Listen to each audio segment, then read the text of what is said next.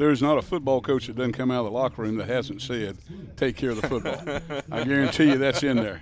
You don't ever say don't fumble. That's a negative. You say take care of the football. Yeah.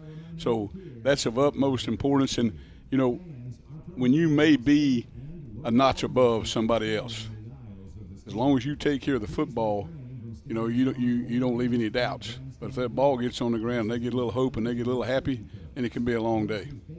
This is the AEC countdown to kickoff. Eagle fans, AEC is your local electric co-op. It's service you can trust and value you can depend on, powering Mossy Creek. We are AEC, member-owned and service-driven. AEC, powering what matters most. Well, when we return on the AEC countdown to kickoff, Ashley Ingram steps to the microphone. The Eagles headman's pregame chat headed your way after these messages. This is the Eagle Sports Network. Insurance, it's about people, not things. It's about security. It's about confidence. It's about relationships. It's about trust. It's about you. As a local independent agent, Bible Insurance Agency can design an insurance program that's just right for you and your family. Give the people you love safe, sound, secure protection from Auto Owners Insurance. Call Bible Insurance Agency 423-586-4320 or go by 1600 East Andrew Johnson Highway in Morristown. Domino's Pizza in Jefferson City has deals for Carson-Newman students. Bring in your valid student ID when you order for pickup or delivery, and Domino's in Jefferson City will give you a steaming hot large one-topping pizza for $4.99. That's a large one-topping pizza for Carson-Newman students for $4.99 at Domino's in Jeff City. Call 865-471-6700 to order. That's 865-471-6700. Domino's, the official pizza of the Carson-Newman Eagles. An interview with head coach Ashley Ingram is headed your way in 60 seconds after these messages from your local stations on the Eagles Sports Network.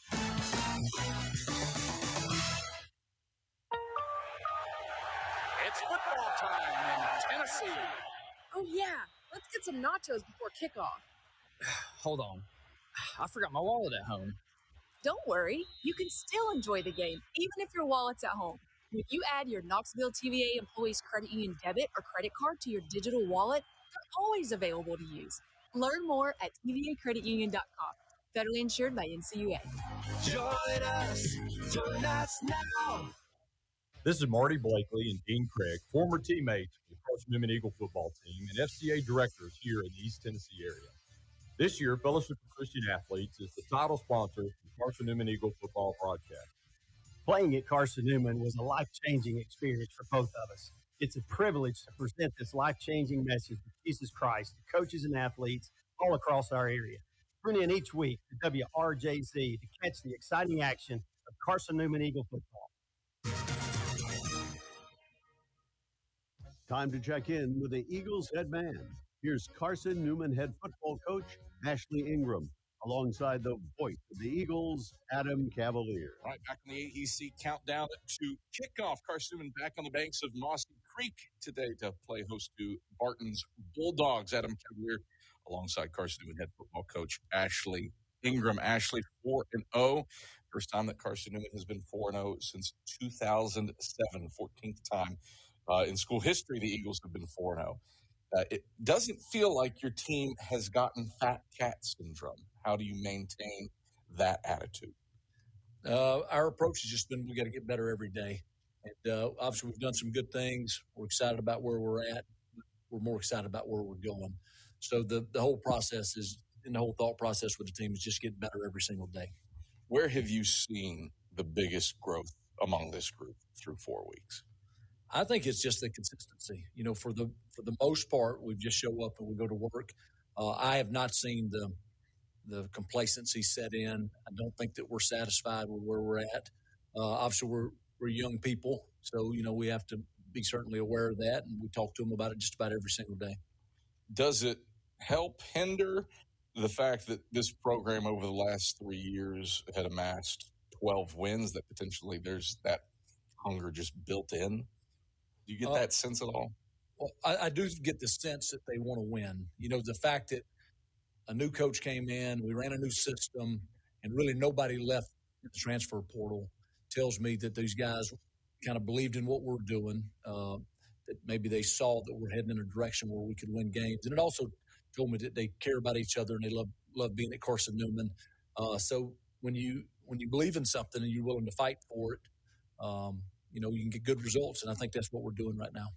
Adam Cavalier alongside Carson-Newman head football coach Ashley Ingram. You're going up against a Barton team that has developed a little bit of a big play passing game with Trevor Norrid under center and the reigning sack player of the week, Jaden Flood Brown. He's coming off a 7-catch, 162-yard day. How do you lock things down after a week after the guy caught 2 65-yard touchdown passes? Well, we certainly can't give up big plays like that. It all starts at the line of scrimmage. We've got to control the line of scrimmage. And then we've got to do a good job pressuring the quarterback. And we know that Coach Hester has a history of obviously producing very good offensive teams, and we know we have a challenge in front of us today. Biggest area of growth for your offense from Catawba with that elite late drive to a Barton team and a coach in Chip Hester who has seen Carson-Newman play triple option football a lot over his 16 years. We have to keep getting better in all aspects. We need to get our fullback going. We really haven't done that to the level I'd like to do it. We've got to keep running option and being able to execute that a little better. We had a couple pitches that weren't what we needed to be. We had some missed assignments and perimeter blocking the other day. We've got some good things throwing the football. We've had a lot of big plays there. We got to continue to do that. So we have not played our best game yet. We're getting better. We just got to keep pushing forward. You have opened up the playbook probably to page 2 outside of page 1. Some counter action, some draw action. What's next? Lift the page for me. Well, what I hope is next is we can execute at a higher level. To me, the plays aren't what's important to me. It's the execution of what we're doing. A lot of the things that we've done have almost been kind of ad lib. It's a little bit of this offense as you get into a game, see how someone's defending you, and then you kind of get over on the sideline, you draw some things up, and you tweak some things. That's what we've been doing. We need to execute at a higher level. Ashley, pleasure as always. Good luck today. Thank you. It's Carson-Newman head football coach Ashley Ingram. We're back with a weather report. Keys to the game. The AEC countdown to kickoff returns after this on the Eagle Sports Network. Looking to make your home more comfortable and affordable? Maybe with a new electric heat pump or new attic insulation? And don't forget new doors and windows. AEC is here to help. We have a quality contractor network, easy financing, and incentives for home upgrades. Plus, AEC carefully inspects every job to ensure the highest quality satisfaction. Visit our website at aeccoop.org for applications, contractor lists, and more details. AEC, power what matters most. Dorm food got you down? Need a home-cooked meal?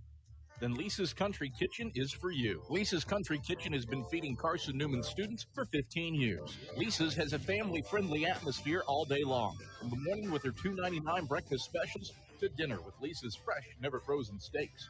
Carson-Newman students get a 10% discount with their student ID. Lisa's Country Kitchen on Route 92 off Old Andrew Johnson Highway. The best food for the best prices. What a grip and a rip by Des Farrell. You're locked into Carson-Newman football on the Eagles Sports Network.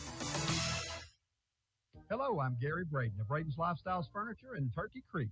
As we look around, we realize how truly blessed we are. However, many around us are hurting and in need. Therefore, the Braden's family is proud to announce its annual Braden Fairs event. For your donation of $50 to a charity of your choice, you will receive Braden the Bear and 50% off retail on any single piece of furniture or mattresses. Additionally, the entire store will be 40% off for this event. And as always, thank you and enjoy the sale. Hi, everyone. Bob Bell for Fleet Tires. For the past 25 years, Mrs. Bell and I have gotten our tires there, especially when it comes to Michelin Defender tires. Michelin is the brand that drivers turn to for tire options that deliver a safe, quiet, and comfortable ride. Fleet Tire at Woodland Avenue, exit 1B in Knoxville, has the reputation, and they back it up with great service. See manufacturer's limited warranty for more details. Fleet Tire, 111 Woodland Avenue off exit 1B. You're listening to WRJC Knoxville, Joy 620, FM 102.5 in Knoxville, FM 99.5 in Sevierville, the home of Carson-Newman Eagles football.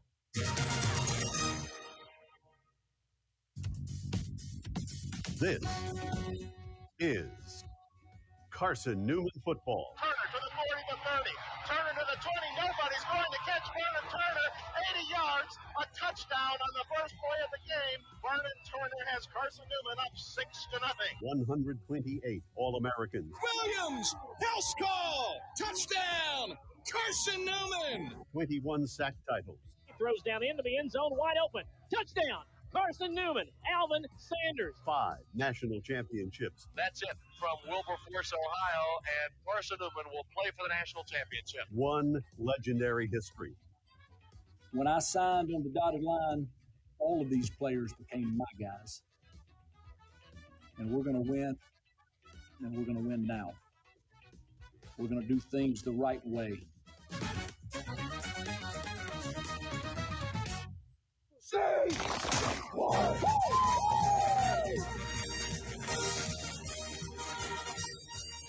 This is Carson-Newman football on the Eagle Sports Network. Today's show is brought to you by Appalachian Electric Cooperative, Domino's, Fresh Ideas, by ShopCNEagles.com, the Eagle Club, the Bible Insurance Agency, by Pepsi, First Bank, by Magaha Electric, InterDigital, by Food City, Trilight, by Modern Woodman Financial Planning, by the Mossy Creek Roasting Company, and by Lisa's Country Kitchen. Now, here's the voice of the Eagles, Adam Cavalier. Greetings, salutations, and good afternoon, ladies and gentlemen. We welcome you back atop Burke-Tar Stadium. Adam Cavalier alongside Mike Turner, and Carson-Newman's football team has entered the tunnel and are waiting for the final moments of the entrance video to play. And the Eagles, clad in blue tops and white trousers, ranked 21st in the country, just about set to make their entrance onto the playing surface here of Roy Harmon Field at Burke-Tar Stadium. And we'll let you listen in as Cian gets set to take the field. He's across the 40 to the right sideline and breaks free. Jaden Sullins, nothing but clear South Carolina sky in front of him. Touchdown, Carson-Newman. They not like us. They not like us. They not like us. They not like us. They not like us. They not like us. They not like us. They not like us. They not like us. They not like us. They not like us. And here comes Carson-Newman.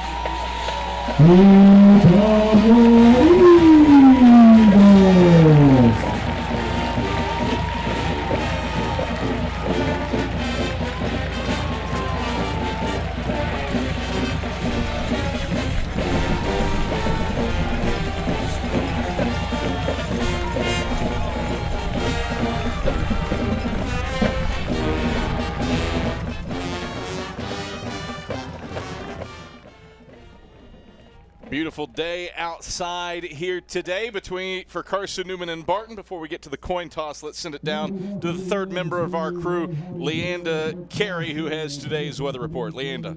Thanks, Adam. Today it is very sunny with just a few sporadic clouds hanging out around the stadium, right above where the fall color is starting to peek through in the trees.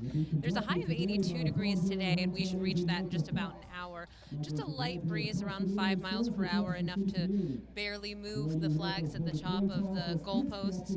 58% humidity today. It is rather balmy down here, and just a 1% chance of precipitation.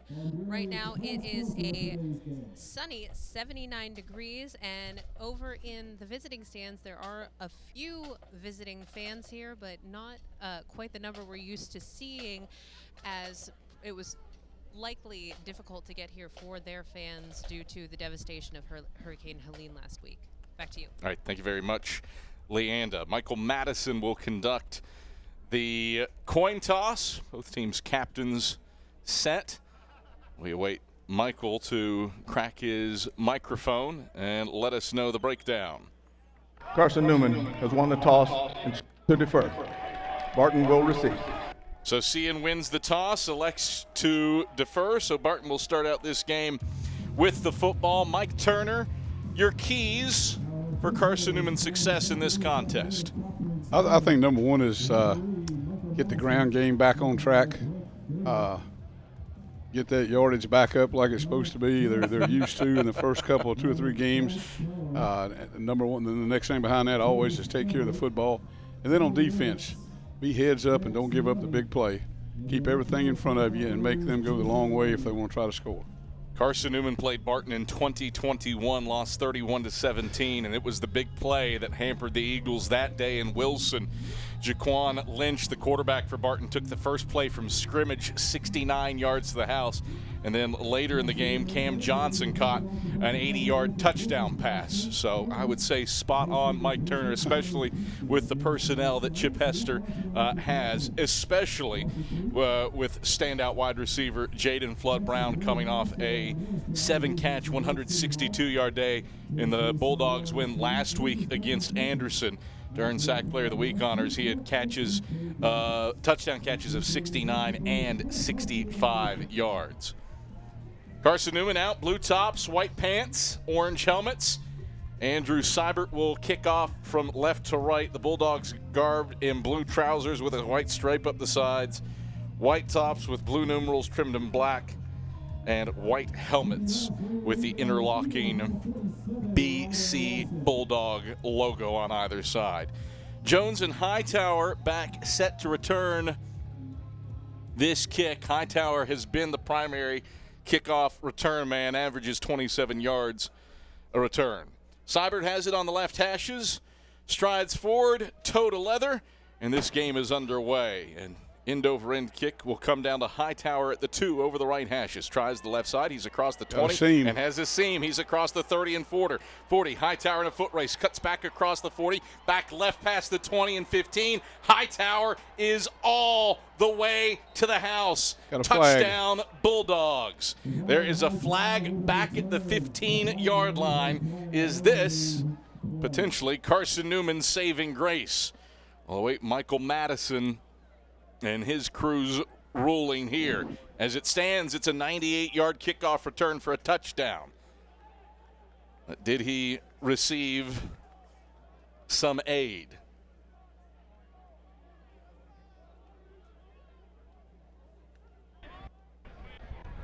During the return, kicking team, block in the back.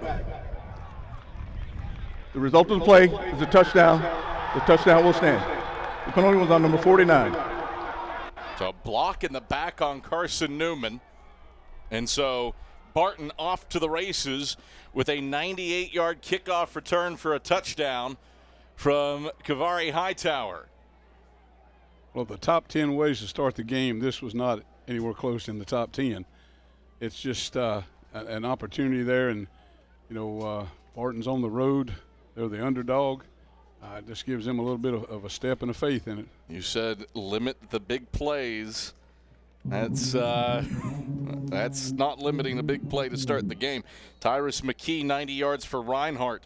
Last kickoff return for a touchdown that Carson-Newman gave up. And Bontico on for the PAT try for Barton.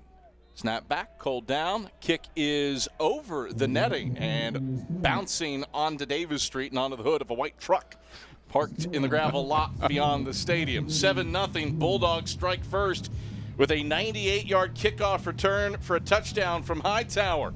Back after this, Eagles get the football trying to answer. This is the Eagle Sports Network.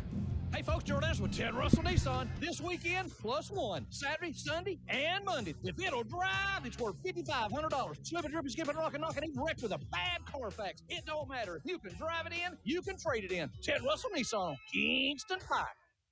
Hey folks, Jordan's with Ted Russell Nissan, and we're doing it again this weekend, Saturday, Sunday, and Monday. If it'll drive, it's worth $5,500. Sure to purchase any new in-stock 2024 Nissan, Versa, Titan, even electric car. To bring that sled to Ted right here on Kingston Pike. Let's purchase new in-stock 2024 model. Driver 55 is registered trademark Ted Russell Nissan.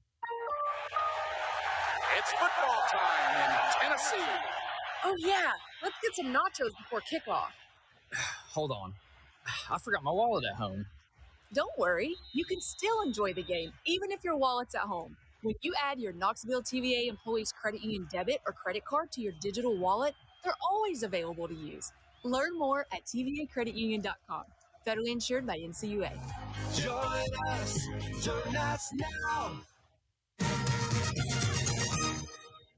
Barton brings the opening kickoff back 98 yards to grab a 7-0 lead 14 seconds into the ball game. And now Bonico will kick off to Isaiah Kane and Cam Ferguson. It is a line drive kick that bounces up to one of the up men at the 20. He returns it in the boundary right side across the 30 up to the 35-yard line. A 15-yard return for Christian Hicks. And Carson-Newman, quality field position. Wow. At its own 36-yard line. Let's see how the Eagles answer, Mike Turner. Well, you get a drive going, you keep a drive alive, and you score a touchdown right here, and all is well. 14:41 to play in the first quarter. Barton a 7-0 lead on Carson-Newman thanks to Hightower's 98-yard kickoff return for a touchdown. Flexbone look for the Eagles. Ferguson the slot back left. Bradley the slot back right.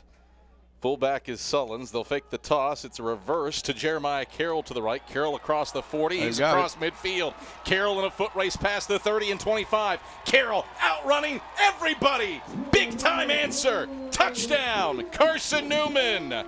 Jeremiah Carroll, 64 yards on the reverse to the right. We got ourselves a track meet cooking early. One touch both ways. 2 touchdowns. 7-6 Bulldogs by a point. 32 seconds in. That kickoff return didn't happen until they get to the film room on Monday. Then they'll get that squared away. Carson-Newman brings the kicking team out to try to tie it up. 10 on the play clock for Bennett Smith's point after attempt. Snap back, hold down, kick is on the way. And the kick is good. Well, we're a sixth of the way through clearing our commercial inventory. And we've seen 32 seconds on the field. We may have to charge a little extra today. Eagles answer in a big way. Jeremiah Carroll, 64 yards on the reverse. 7-7, 32 seconds in. I'm sorry if you tuned in late. Big things happening here at Berktar Stadium. Back after this on the Eagles Sports Network. How do you know you're in a community, not just a town? Well, strangers smile as they walk by. They refill your coffee without you asking. And when you ask directions, people offer to walk you there. Communities give more. The way you know when you walk into First Bank that you are in a real community bank. Great products, direct access to your local bankers, and relationships that can last a lifetime. Don't just have an account. Have a community with First Bank. Member FDIC. At InterDigital, we strive to be a leading provider of cutting-edge digital and marketing solutions. At InterDigital, we want to help our clients find success. Our team of technology gurus work together to ensure InterDigital continues to progress forward as technology advances. At InterDigital, we make technology work for you. Visit interdigital.com for IT support, web development, virtual tours, graphic design, internet marketing, mobile app, and film production services. InterDigital. These are focused on your success.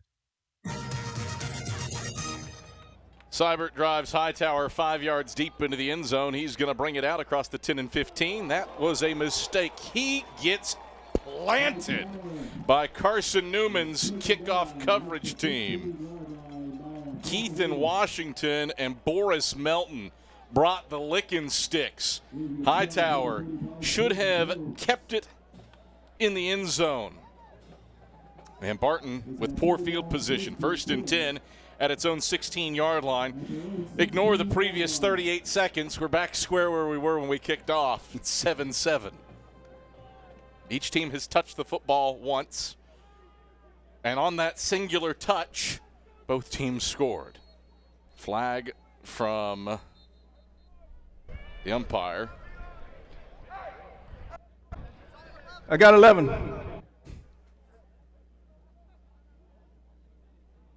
Official, I think, threw the flag, thinking there were 12. Barton made an adjustment to send Dakari Davis, the running back, out. There's no foul on the play. Only 11 players in the huddle. On the wide side right. Empty set for Trevor Norred. 3 receivers to the wide side right, 2 to the short side left, 7-7 ball game, 38 seconds in. 1st and 10 for the Bulldogs from their own 16. Norrid hits Flood Brown on a crossing pattern, middle of the field, complete at the 20, turns it up and gets tripped up by Major Williams up at the 31-yard line. That goes for, or at the 26-yard line, pardon me, goes for 10 yards and a first down. The reigning sack offensive player of the week. 1st and 10, Barton. That's a great start for them on offense. They spread Carson-Newman's defense out, just a 4-man rush. Got him enough time to get the ball off on the underneath route. They'll send Davis out to the short side left this time. 3 receivers to the wide side right. Norrid by himself in the gun. 4-man front for the Eagles. They rush for it. Norrid stands in, hits a quick hitter, right hashes up at the 31-yard line. Mekhi Brown immediately brings down Javon Myers up at the 34-yard line. A gain of 8, and it's 2nd down and 2 to go. Quick passing game working well for Brevard early. I think Carson-Newman just substituted a little bit more of a pressure package with the front linebacker, so we'll see what happens. Barton makes an adjustment as well. Noah Rowland is the sidecar to the left of Norred in the pistol. Parrish into the game at tailback. Man in motion, Flood Brown across the formation from left to right. Snap back and hand off to Parrish right side. Gets around Christian Hicks and drags him forward over the numbers right side up to the 38-yard line. Hicks had him a yard deep in the backfield, but Parrish with a shimmy and a shake to get loose for 4 yards and a first down. Barton moves the chains. 7-7 ball game, 12:35 to go in the first quarter. Chip is going to force him to try to bring a little bit more pressure out. I don't think the 4-man rush is going to get there, and especially when you got no backs. Barton goes to a heavy set again. Single receiver to the short side right. Fullback and tight end into the wide side left. Snap back in the pistol, handoff. Parrish straight ahead. Major Williams runs him down and knocks him to the turf across the 40, outside the right hashes, up at the 41-yard line. Mekhi Brown with an assist as well. Gain of 3 in it, 2nd and 7. Actually, give him 4 up to the 42. Pardon me. 2nd and 6. This is the kind of day that you've got to be ready to substitute quick on defense with those 4 guys straining every time on a pass rush. You need to keep them fresh as possible. Carson-Newman goes to 3 down linemen for this snap. 2nd and 6 Bulldogs, right hash at their own 42. Norred out of the pistol. Single receiver to the short side right, 2 to the wide side left. Flag on the play. Norred's back to pass, flips it over the middle of the field. That's complete on a crossing pattern in Carson-Newman territory down at the 43-yard line. Matthews snagged it and then fell to the ground as he caught it, but there was a flag flying from the side judge when the ball was snapped. Offside. Defense. Number 1, that penalty is declined. Result of play, first down. So an offsides on Mekhi Brown is declined, and the Bulldogs go from 142 to the other for a 16-yard gain and a first down. 11:27, first quarter, 7-7. Barton scored on a kickoff return for a touchdown to open up the game. Eagles countered with a 64-yard reverse to Jeremiah Carroll, and now the Bulldogs a more traditional possession looking to retake the lead. 3 wide set, 2 to the wide side left, 1 to the short side right. Pistol set for Norred with Parrish off his left hip. The handoff goes to Parrish left side. He runs into a pile of bodies, and Parrish turned around after no gain back to the 42 between the hashes. Stopped by Fortune Woods and Sherman Turner for no gain. 2nd and 10. A little bit more of a traditional front there on defense with a 4 down lineman and 2 linebackers trying to take care of gap. Max Bryant and Brandon Dumasil back into the interior line for the Eagles. Or 2nd and 10 for Barton from the Carson-Newman 42. Pistol set for Norred. Parrish behind him. Flood Brown out to the wide side left. Snap back, handoff to Parrish left side, looking for a cutback lane. Had it, but Jimmy Olorinde closed it down with assistance from Kendall Williams, and they'll stop him at the 42 for no gain. 3rd down, 10 to go. Carson-Newman's defense trying to stiffen Barton Pretty good on third downs as a team, 30th nationally, 4th in the sack, converting on 45%. That was an issue for the Eagles last week against Catawba, getting off the field on third down. 10:04 rolling clock, first quarter, 7-7, but the Bulldogs have it 3rd and 10 at the Carson-Newman 42. A trio of receivers bunched to the wide side right. A single man, Jacobs, is to the short side left. Shotgun snap back to Norad. 3-step drop, dumps over the middle of the field. Incomplete. Jacobs had run a stick route in the boundary left side down to the 29. Champ Baker was in coverage. Jacobs didn't turn. It hit his left fist with his back to the play. Incompletion, and Barton brings on the punt team.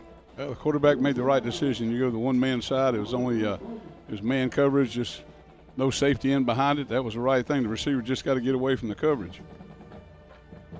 Bontico on for the punt with Major Williams standing at his 10 over the right hash is set to receive. High snap. Bontico pulls it down, angles it to the right side. This ball is over Williams' head, bouncing on the goal line and into the end zone for a touchback. So Carson-Newman will take over 1st and 10 at its own 20-yard line.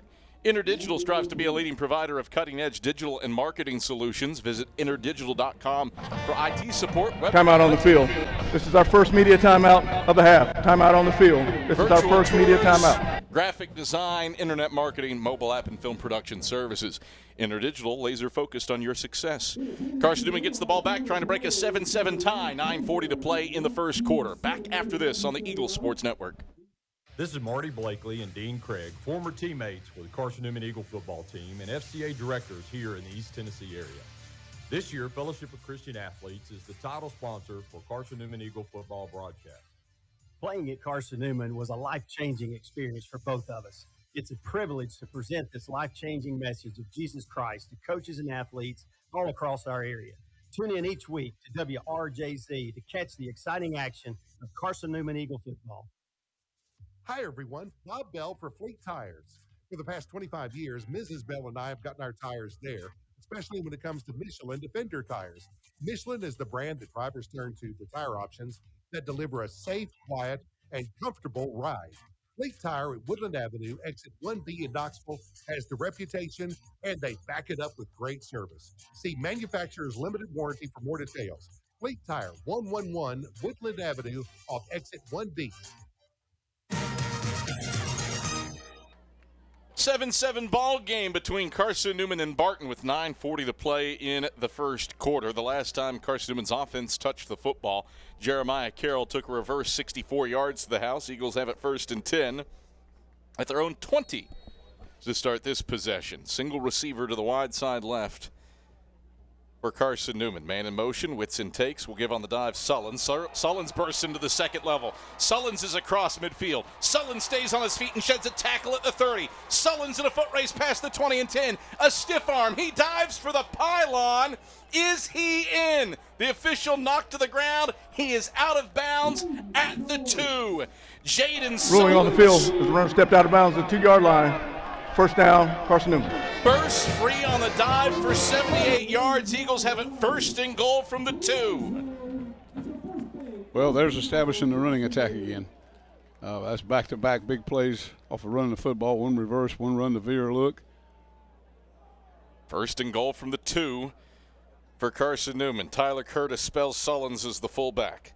Man in motion, Bradley. Whitson takes, gives, dive, Curtis. Curtis powering forward. Curtis mauls his way into the end zone. Touchdown, Carson-Newman. Ruling on the field. It's a touchdown. Player number 26, his helmet came off. He will have to exit the game for one play. 78 yards for Jaden Sullins, then handed off for Tyler Curtis for 2 yards to finish it off. Carson-Newman 13, Barton 7. 9:22 to play in the first quarter. Smith on for the PAT.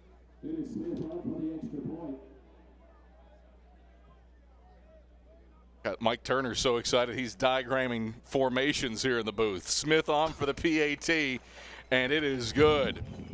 Well, Mike Turner, you said you wanted to establish the run. So, hey, that'll do it. That's the way you go out and do it. And, You know, on that side, the one receiver side that time, there was a shade on the center, a wide 5, and a linebacker standing in the B gap.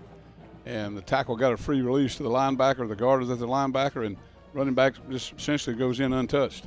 Carson-Newman 14, Barton 7. We're back to Burke Tar after this. This is the Eagle Sports Network. Serving East Tennessee for 40 years, Magaha Electric is the perfect choice for all your electrical projects. Magaha Electric specializes in commercial, retail, manufacturing, residential, and industrial contracting needs. Magaha Electric can provide superior service, technical know-how, and realistic budgeting for any size project in a timely, cost-effective manner. Visit MagahaElectric.com for all your electrical contracting needs. Magaha Electric, your East Tennessee electrical contracting source. When you're sick and tired of fast food and need a fresh home-cooked meal, turn to Lisa's Country Kitchen. Lisa's been cooking up her fresh, never-frozen food for the Lakeway area for more than 15 years. Lisa's cares about her customers. You may enter a stranger, but you'll leave a friend. From foot-long hot dogs to juicy steaks, Lisa's has the best food for the best prices. Lisa's Country Kitchen on Route 92 off Old Andrew Johnson Highway. The best food for the best prices. 9:22 to play in the first quarter. It's a 14-7 lead for Carson-Newman. Eagles drive summaries: 1 play 64 yards, 2 plays 80 yards. A 64-yard reverse for Jeremiah Carroll, and most recently Tyler Curtis caps the 2-play drive with a 2-yard rush set up by Jaden Sullins' 78-yard dive play. Seibert kicks off, and Hightower will watch it go over his head and into the end zone for a touchback. Wise decision. He returned the opening kick for a touchdown, but then brought the second one out from 5 yards deep and got popped at his 16 for his trouble. 1st and 10 Barton from its own 25-yard line. Now the Bulldogs looking for an offensive answer. Mike Turner for a Carson-Newman football team that is averaging 48 yards a carry. Well, that's great, but you got 150 yards of rushing in 5 minutes. That's amazing. Barton, no kidding, got to make an adjustment up front. They have to be able to squeeze the football much better than what they're doing right now. Pistol set for the Bulldogs. A receiver each way, a tight end each way. Parrish behind Norred. Norred takes the snap, fakes to Parrish, drops back to pass, going to air to the left sideline. Flood Brown wide open in space at the 45. Flood Brown trying to get away from Jet Jones. He gets into Carson-Newman territory and then dragged down at the 30-yard line. So Barton, a 45-yard lick through the air and a first down to the reigning SAC Offensive Player of the Week, Jaden Flood Brown. He's caught his second pass and now has 55 yards receiving. That's a typical play from Coach Hester. Go play action and bring the long drag across the middle. Hard for those linebackers to keep division. 1st and 10 Bulldogs. Left hashes at the Carson-Newman 30-yard line, trying to tie this game up with 8:35 to go in the first quarter. Empty set for Norred. Takes the shotgun snap, blitzed off the edge, throws over the middle of the field high to Flood Brown. Cruz Temple applies a hit on Norred as he got it loose. Overshot Flood Brown down at the 25-yard line between the hashes, with Major Williams covering him. 2nd down, 10 to go. Norred, just his second miss. He's 4 for 6 through the air for 78 yards. Carson-Newman rolled the dice there, and it worked out good for them. They went zero coverage. They brought pressure from the corner, from the outside, locked them up man, and got away with it. 8:29 left first quarter, 14-7 Eagles leading. Barton has it 1st and 10, left hashes at the Carson-Newman 30. Norred in the gun. Takes the snap, hands off Parrish straight ahead. Parrish picking his way forward, and he noses down inside the 30 over the left hashes down to the 29-yard line. Got a yard.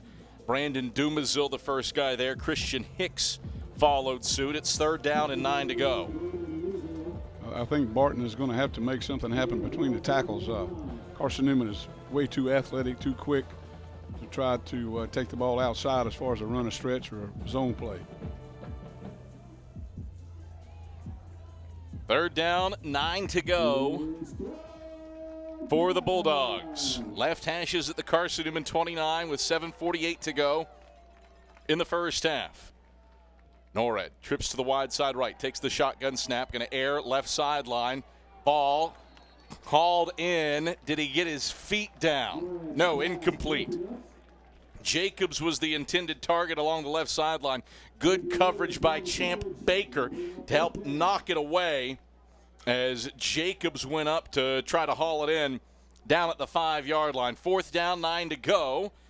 And Andrew Bontico, who has a 39-yard field goal to his name this season, will try one from 46 from the left hashes.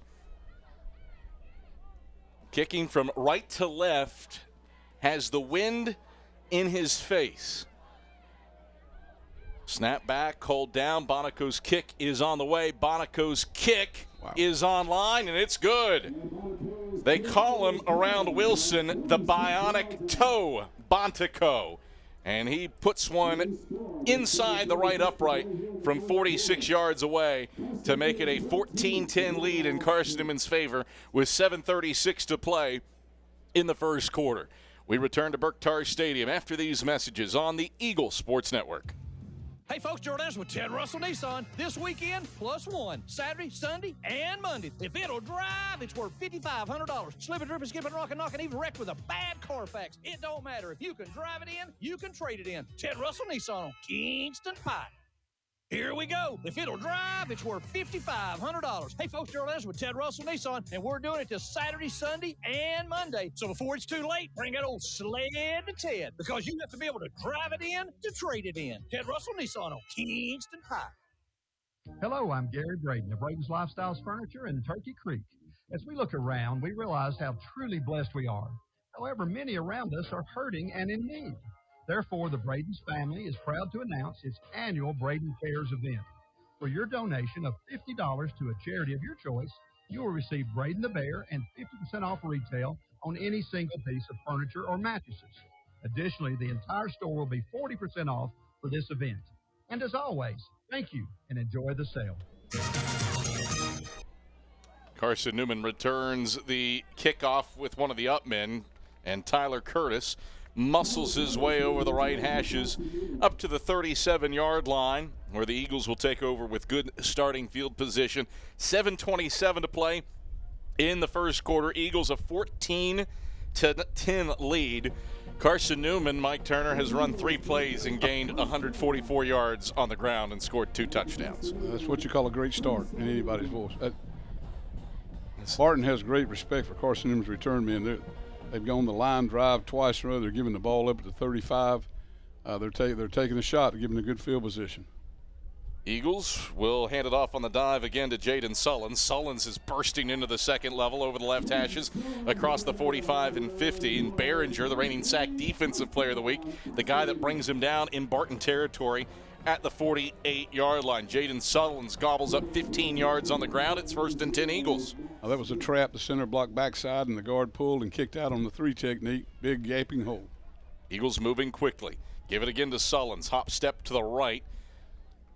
Gets down to the 45-yard line before he's rustled down by Behringer again. 3-yard gain at 2nd and 7. Hearty dose of Jaden Sullins here early. 2nd and 7 for the Eagles after he carries the ball for a 3rd time and is up to 96 yards rushing.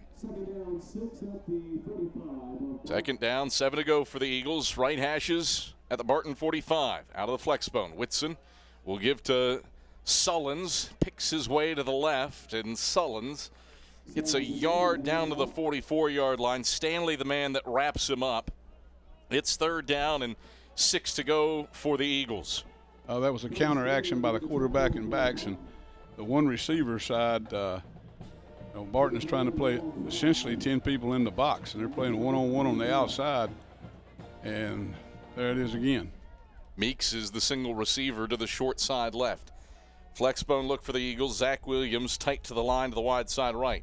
Whitson takes, fakes the dive, going to pitch right for Ferguson. Ferguson has an alleyway and a 1st down across the 40 and 35, and he ambles out of bounds down at the 30-yard line. Colby Anderson with the pressure to push him out.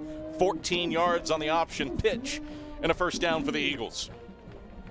Great job execution there on the lead option, and the main thing there is that you pitch it to the right guy, get him where he's going downhill with it. He outran the one defender on the corner. 5:35 rolling clock first quarter, 14-10 Eagles leading. 1st and 10, right hashes at the Barton 30. Flexbone look again. Meeks out to the wide side left. Zach Williams tight to the line to the short side right. Sullins the fullback. Ferguson and Bradley the slots. Man in motion. Whitson takes, play action, drops back to pass. Going to air it from Williams, middle of the field. Incomplete at the 10. Got two hands to it. Webb was in coverage and hit him as soon as the ball hit him at helmet height in his hands. It's an incompletion in 2nd and 10. Good protection for the quarterback. Had time to look and see, but you've got to look and see. Hey, sometime it's going to be one-on-one with that outside guy. That corner by himself on an island. 2nd down, 10 to go for the Eagles. Right hashes at the Barton 30, leading 14-10 with 5:10 to go in the first quarter. Flexbone set again for the Eagles. 2 receivers more traditionally, with Meeks out to the wide side left and Parker to the short side right. Whitson takes, option keeper left side. Whitson fights through a tackle, got a paw around his face mask, drags a defender over the left hashes down to the 20-yard line. It is close to first down yardage for Zane Whitson. Winston with the stop.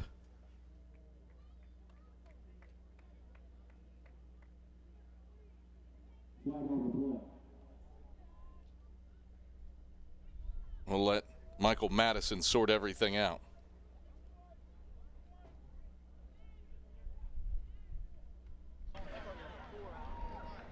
Illegal block below the waist. Offense, number 17. 10-yard penalty. Replay 3rd down. So not a face mask. Thought I saw one live. That was incorrect. And the block below the waist happened 5 yards downfield.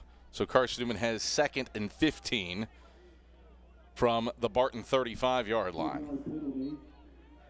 This is where you believe and you stay with it. You just keep executing what's working, make them make a decision. Barton has changed their front up from a 40 front to more like an Okie type front, but they're still leaving a gaping hole there in the B gap. Newsom into the game at slot back. He's to the left side, Bradley to the right. Whitson will turn and give to Sullins. Made the first guy miss, but he didn't make Behringer miss. And he tried the middle, and he got a yard down to the 34-yard line. 3rd down and 14 to go for the Eagles. Rolling clock, 4:25 first quarter. Carson-Newman 14 and Barton 10. Depending on what happens here, might be 4-down territory for Carson-Newman. Bennett Smith has a long of 38 to his name this season, kicking field goals. He is 4 of 5. Same look for the flexbone for the Eagles. Receiver each way, wide side to the right. Whitson will turn and hand off to Sullins on the dive over the left hashes. He plows forward down to the 32-yard line, where he is stopped by Joseph Salmon for a gain of 2, officially down to the 32. 4th and 12 for Carson-Newman. 14-10, Eagles leading, 3:35 to play in the first quarter. And Eagles might need to utilize a timeout here. Probably will with the play clock at 7 and no sense of a special teams unit on the field, unless Carson-Newman's going to punt and take a delay of game and try to pin Barton deep.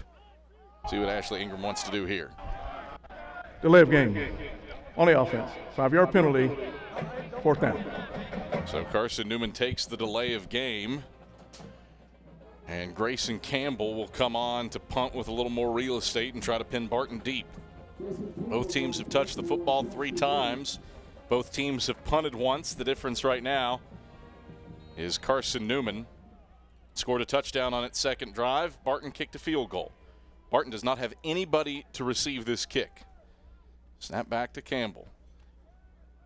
It's off a nice whirly gigging kick that bounces at the 2, checks up, and will be downed with the heels on the goal line by Don Bradley. Grayson Campbell, perfect. He had 37 yards of real estate to work with. He puts a 36-yard punt down at the 1, and Barton has 99 yards to go with 2:51 to play in the first quarter, trailing Carson-Newman 14-10. Eagle fans, AEC is your local electric co-op service you can trust and value you can depend on. Powering Mossy Creek, we're AEC, powering what matters most. So Barton with 1st and 10 from its own 1-yard line. White tops, blue pants moving right to left. Norrid will come under center. Try to sneak it to get some space potentially. Norrid does call his own number with a quarterback sneak. Pile against pile. Christian Hicks, Sherman Turner lead the charge. A stop after a yard up to the 2. It's 2nd and 9. Number one thought here for an offense, get a first down, but the most important thing is take care of the football. Get a first down every 10 yards. Every 10 yards that you make them go further makes more first downs to happen. 2nd down. 9 to go for the Bulldogs. Right hashes at their own 2. Trailing 14-10 with 12:12 to play in the first quarter. Snap back to Norrid. He's going to throw. Wants it long along the left sideline for Jacobs. In and out of his breadbasket and incomplete with Champ Baker in single coverage with him. Bulldogs take a shot, but come up empty. It's 3rd down and 8 to go.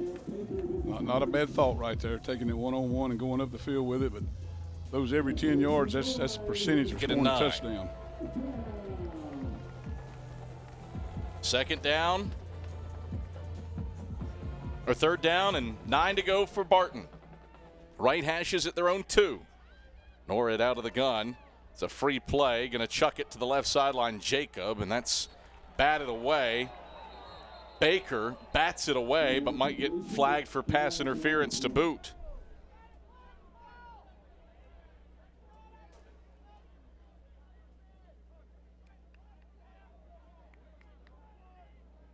This will be an interesting call. Pass interference. Defense, number 8. 15-yard penalty. First down. Oh, that is unreal that there was not offsides on that exchange, because Barton chucks it up. And it was definitely offsides. Regardless, the Bulldogs bailed out from the shadow of their own goalposts. Absolutely an offsides on Carson-Newman. So that'll give a head coach some gray hairs. Well, they would decline that one. Taking the PI sure, anyway. Absolutely. But now it's changed. Now the whole idea offensively has changed. Now you're out and back into a regular offensive position. 1st and 10 Bulldogs, right hashes at their own 17-yard line. 2:05 left first quarter, 14-10 Eagles leading. Norrid out of the gun, takes the snap. Will hand off Parrish right side. The gap is filled immediately by Jet Jones, who comes up from his safety spot and puts a good stick on Parrish. Still good for 2 yards up to the 19, and it's 2nd and 8.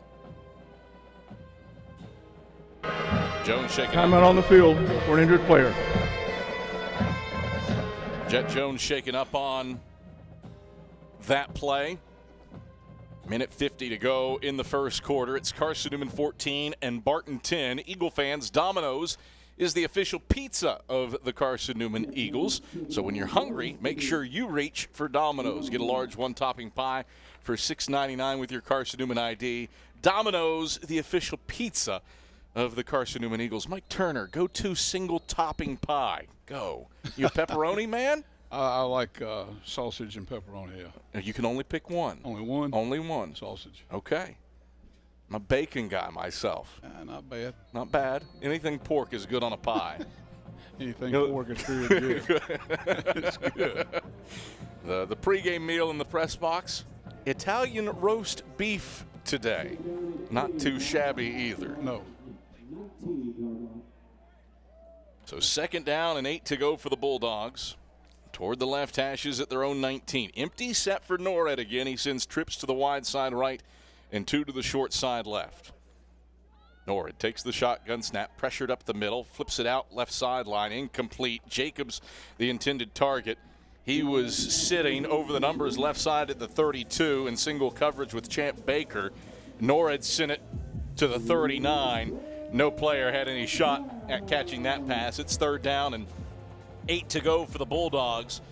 Barton 0 for 2 on 3rd down so far today. When Barton has been successful throwing the ball, they've taken inside leverage.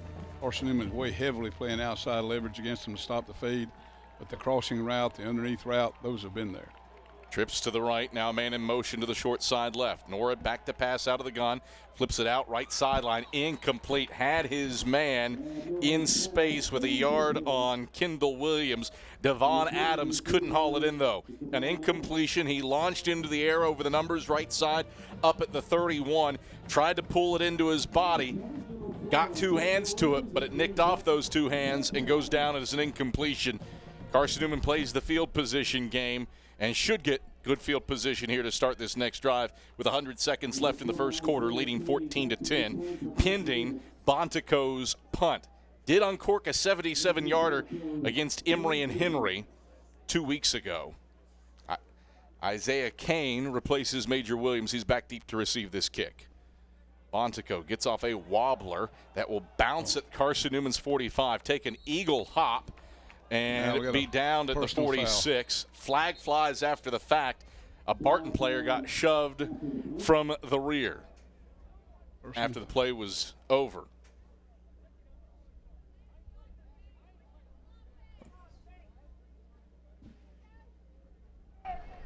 During the return, illegal blindside block. Number 15, it's Carson-Newman. 15-yard penalty, 1st down. Well, Storm Livesey cost Carson-Newman 15 yards of field position here after the play was largely over and down. Livesey Correction, that foul was against Carson-Newman. 15-yard penalty, 1st down.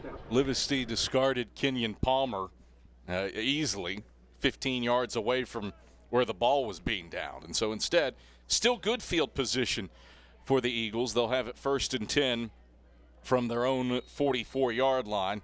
But those are the kinds of moments that no doubt will drive Ashley Ingram bonkers. You know, with as strong as Carson-Newman's been, is how much yardage and scoring, it's a 4-point game. Yeah. 92 seconds left, first quarter, 14-10, Eagles leading. Carson-Newman scored the first 2 times they touched the football, and they'll give to Sullins on this drive. Dive is powering between the hashes, now bounces to the left side, and is brought to a halt by the official's whistle before it could reach Barton's sideline in Bulldog territory down at the 49-yard line. Gain of 7 to bring up 2nd and 3. Jaden Sullins having a feast day, 7 carries for 107 yards, the bulk of which came on that 78-yard dive play on his first touch. Christian Jones did a great job, climbing up the level, and I'd love to see a good veer tackle when he gets up to that next level and locks up a linebacker. 2nd down and 3 to go. From the Barton 49, they give us to Sullins up the middle, spins through the first hit, won't spin away from the second. He gets a yard down to the 48 before he is wrapped up by the Bulldogs' Bailey Caraway. Hightower also in the mix. It's 3rd down and a manageable 2 to go for the Eagles on what could be the final play of the first quarter. Eagles leading 14-10 with 20 seconds left in the opening frame. Whitson takes the snap, gives on the dive to Sullins. Sullins burrows forward, picks up 1st down yardage between the hashes, down to the 45-yard line. A 3-yard gain into the teeth of that Barton defense, led by Leach and Caraway. Eagles move the chains as the first quarter comes to a close. That is the end of the first quarter. Explosive offenses early. It's cooled off since then. 14-10. Carson-Newman, the lead after 1. And we return to Berktar Stadium after these messages on the Eagle Sports Network.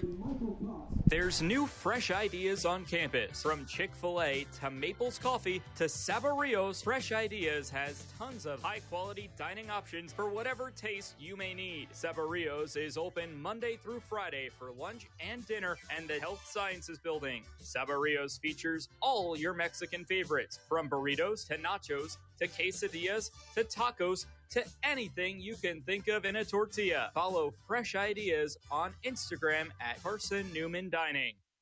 Tri-Light is proud to support Carson-Newman Athletics. We salute the student athletes who are working hard to make great things happen on the field, in the classroom, and in the world. It takes vision, commitment, and teamwork, qualities we share at Tri-Light. Our mission is to provide life-changing opportunities by building a world-class fiber broadband network. If you'd like to learn more, please visit trilight.net or call us at 833-847-0824. Start of the second quarter, Carson-Newman leads Barton 14-10.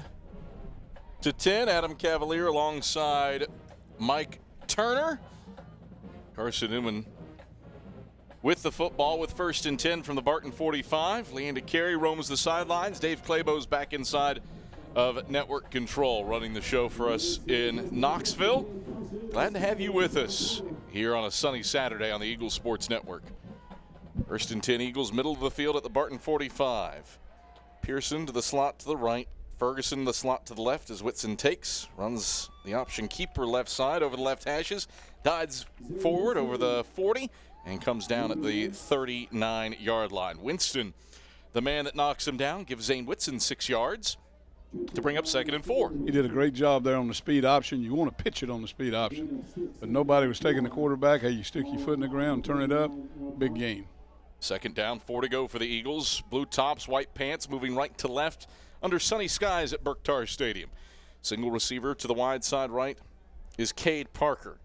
Whitson takes, handoff on the dive. Sullins charges forward outside the left hashes, down to the 36-yard line.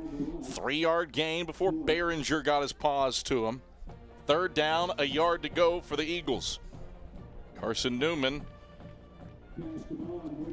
2 for 3 on 3rd downs so far today. They're 5th in the conference, 42% on 3rd downs for the year. That was a great jump cut. You don't see a jump cut very often in a veer offense, but that back did a great job of making a quick move and boom, up the field. Meeks to the short side left, Parker to the wide side right. 3rd in the yard for the Eagles from the Barton 36. Whitson takes, gives Sullins. Sullins trips forward and picks up 1st down yardage over the left hashes down to the 34-yard line. Leach did a nice job on that play. He was there as soon as the handoff was made. But Jaden Sullins, a sidestep left, and he falls forward for 1st down yardage down to the 34-yard line. Eagles move the chains. Sullins, 11 carries for 115 yards now.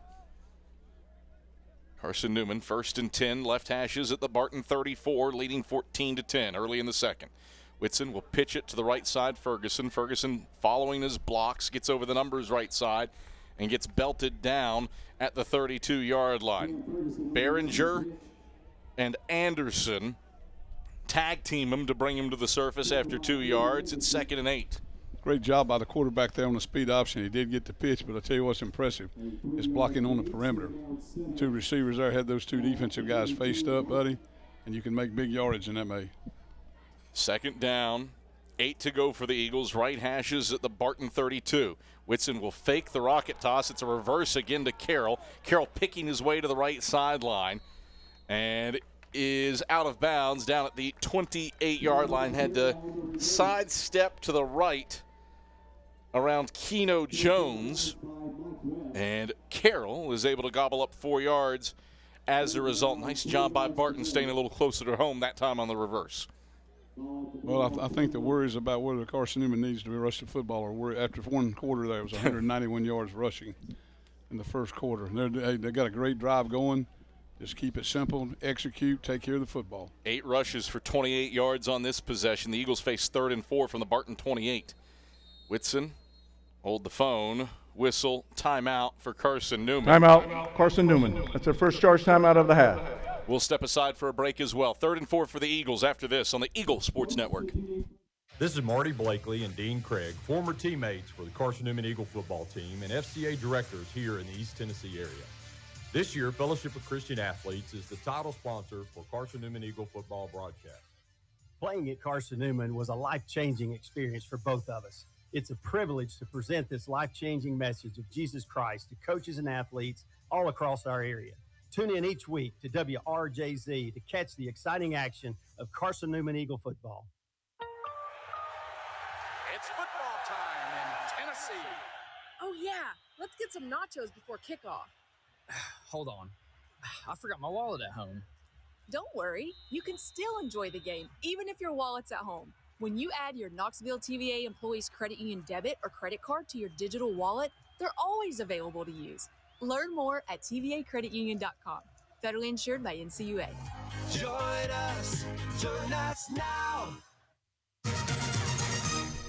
Carson-Newman faces 3rd down and 4 to go from the right hashes at the Barton 28-yard line. They need the Bulldog 24, leading 14-10 with 11:55 to go in the second quarter.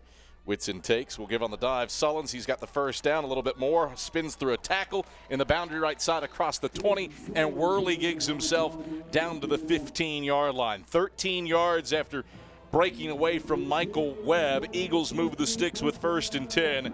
Jaden Sullins, big day on the ground, 12 carries for 130 yards. It's hard to believe that they're not squeezing the dive better than what they are. The linebacker's totally getting upfield, and the back's doing a great job coming off his tail. 1st and 10. Whitson will fake the toss, roll to the right. Whitson wants to throw, sets, pressured. Whitson drops the football. Barton picks it up at the 29. Leach in a foot race along the left sideline. It's a foot race that Leach is going to win. Leach scores. Touchdown, Bulldogs. A 69-yard fumble recovery and return for a Barton touchdown. Carson-Newman's first turnover in 3 weeks, and it puts its opposition in front. 16-14 Bulldogs with 11:04 to play in the second quarter.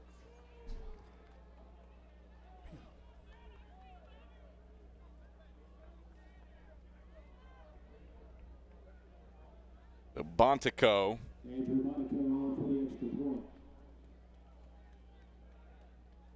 is on for the point after attempt. Snap back, hold down. The PAT is onto the roof of the K-Sack. And the Bulldogs lead it 17-14. 11:04 to go in the second quarter. We return to Berktar Stadium after this on the Eagles. Time out on the Network. field. This is our. Don't know what to wear on game day? Head over to shopseeandeagles.com for all of your Carson-Newman athletics gear. You can find clothing from Adidas, Columbia, Nike, and Under Armour to cover you from head to toe. ShopSeeingEagles.com also has duffel bags, backpacks, jewelry, pet supplies, and gifts. Don't waste any more time. Prove you are the ultimate Carson-Newman fan with the official gear of the Eagles at ShopSeeingEagles.com. Visit today. Domino's Pizza in Jefferson City and Morristown wants to help feed your business. When you're hungry at lunch, show your business card at Domino's in Jefferson City and Morristown when you make your purchase for pickup or delivery to get 25% off the entire order. That's 25% off your order at Domino's in Jeff City and Morristown when you show your business card. Call 865-471-6700 to get a pizza. Domino's, the official pizza of the Carson-Newman Eagles. 11:04 to go in the second quarter. Barton has retaken the lead 17-14 on Carson-Newman. Bulldogs have scored twice without their offense touching the football. A special teams score to start the game on the kickoff return for the touchdown by Hightower. And now Matthew Leach credited with an 80-yard scoop and score, picking up the fumble from Zane Whitson when he pretty much just dropped the football. Wasn't a forced fumble and with pressure in his face.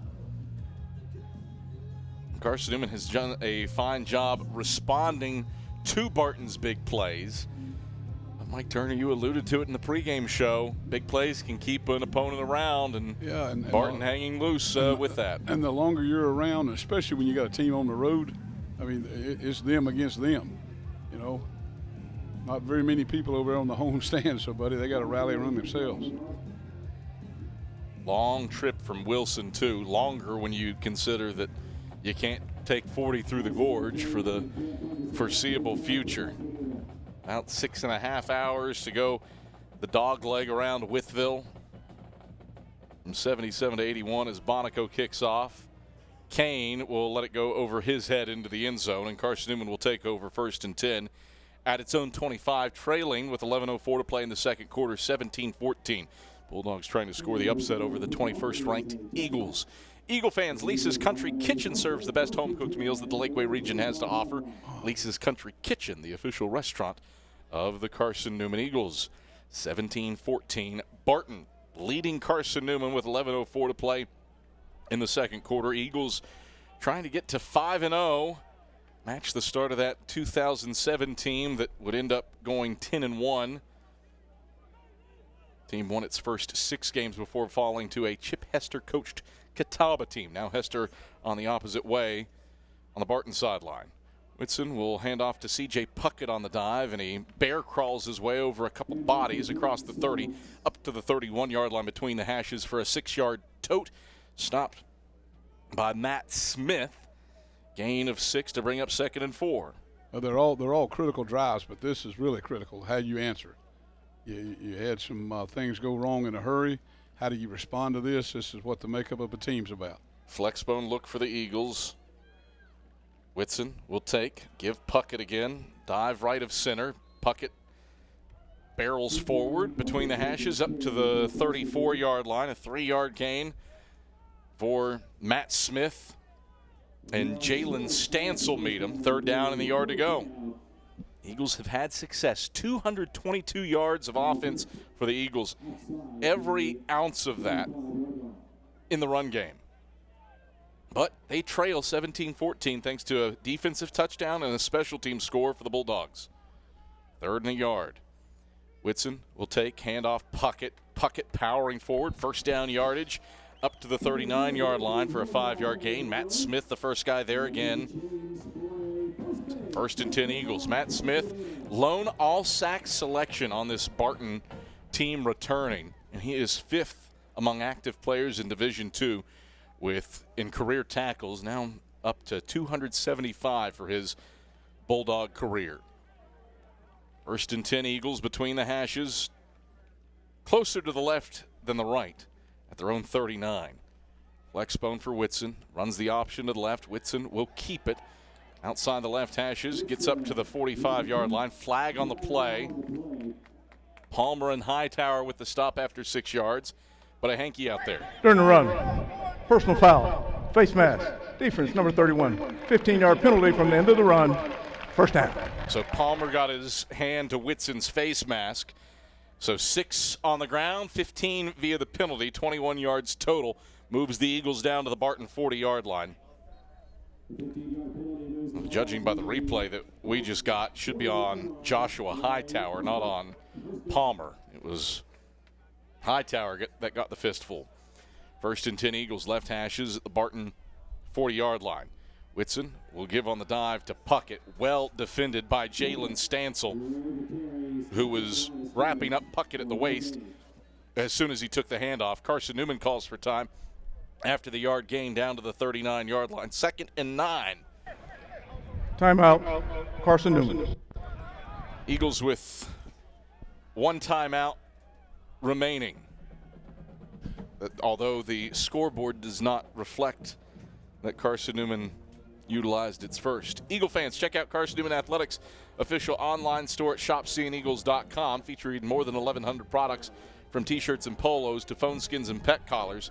Shopseeingeagles.com, the official online store of the Carson-Newman Eagles. Adam Cavalier alongside Mike Turner. Leanda Carey roams the sidelines. Dave Clabo is keeping us on the air back inside of network control, and our fantastic video crew here with us, our director Ian Johnson, our replay operator Jay West, and our camera crew Itzy Ayala, Emma Bowling, Kennedy Goins, Joshua Butts, and Maddie Pardue. It takes a village, and we're glad that you are here with this village on a fine sunny Saturday on the banks of Mossy Creek. That sounds like an acceptance of an Oscar award. It takes a lot to put these things on, Red Man. In the option game, there's an option in the A gap. That's called the midline. You make the 3 technique, be sound. You run the veer. That's in the B gap. You make the guy on the tackle or outside of him be sound. Barton has yet to squeeze. The last tackle that was made came from the backside, not the play side. 2nd and 9 for the Eagles from the Barton 39. Give is on the dive to Sullins, and Sullins moves over the left hashes down to the 36. Yet again, Matt Smith and Joshua Hightower with the stop after the 3-yard gain. Brings up 3rd down and 6 to go for the Eagles, trailing 17-14 with 8:30 to play in the second quarter. Carson-Newman moving with some degree of pace, receiver each way for 3rd and 6. Might be 4-down territory here for Ashley Ingram and company.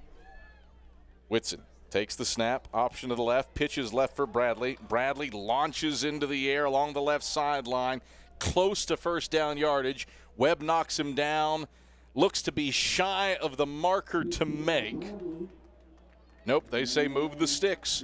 So 1st down for Don Bradley, needed 6 yards and probably got 6 yards just by the nose of the football on the option pitch to the left. Eagles move the chains. That was a very gracious spot for the Eagles right there. I thought he was about a half foot short live. The Eagles move the sticks down to the Barton 30. Flexbone look, Whitson takes, gives to Sullins on the dive. He pries his way forward over the left hashes, down to the 27-yard line. Smith and Hightower yet again. Well, 2nd down, 7 to go. That was a midline option with a guard that's supposed to climb up to the linebacker, and obviously he did because, hey, once that kid hit the A-gap, he was wide open. 2nd down, 7 to go for the Eagles. Left hashes at the Barton 27. Flexbone look at receiver each way. Whitson option pitch left side Bradley. Bradley across the 20, cut back right to the 15, hit from behind and driven down along the left sideline. Down at the 13 by Jones and Brady. Carve up 14 yards and a 1st down for Don Bradley. Eagles have run the ball 9 times for 47 yards on this drive. No passes. They've got it 1st and 10. Left hashes at the Barton 13. Trailing 17-14 with 6:40 to play in the second quarter. 10th play of the drive coming up for the Eagles. Single receiver to the wide side right. Whitson takes, will give Sullins right side. High steps to the 5. Sullins spins around. Sullins is into the end zone. Touchdown, Carson-Newman. Jaden Sullins reaps his reward with a 13-yard rush. His 15th carry, he's up to a career-high 148 yards rushing, and the Eagles retake the lead 20-17 with 6:29 to go in the second quarter. Run the ball, Mike Turner. How about that? Run the ball. 10 plays, 75 yards, every single ounce of it on the ground. PAT from Bennett Smith is good. And Carson-Newman leads 21-17, 6:29 to play in the second quarter. And we return after these messages. This is the Eagle Sports Network.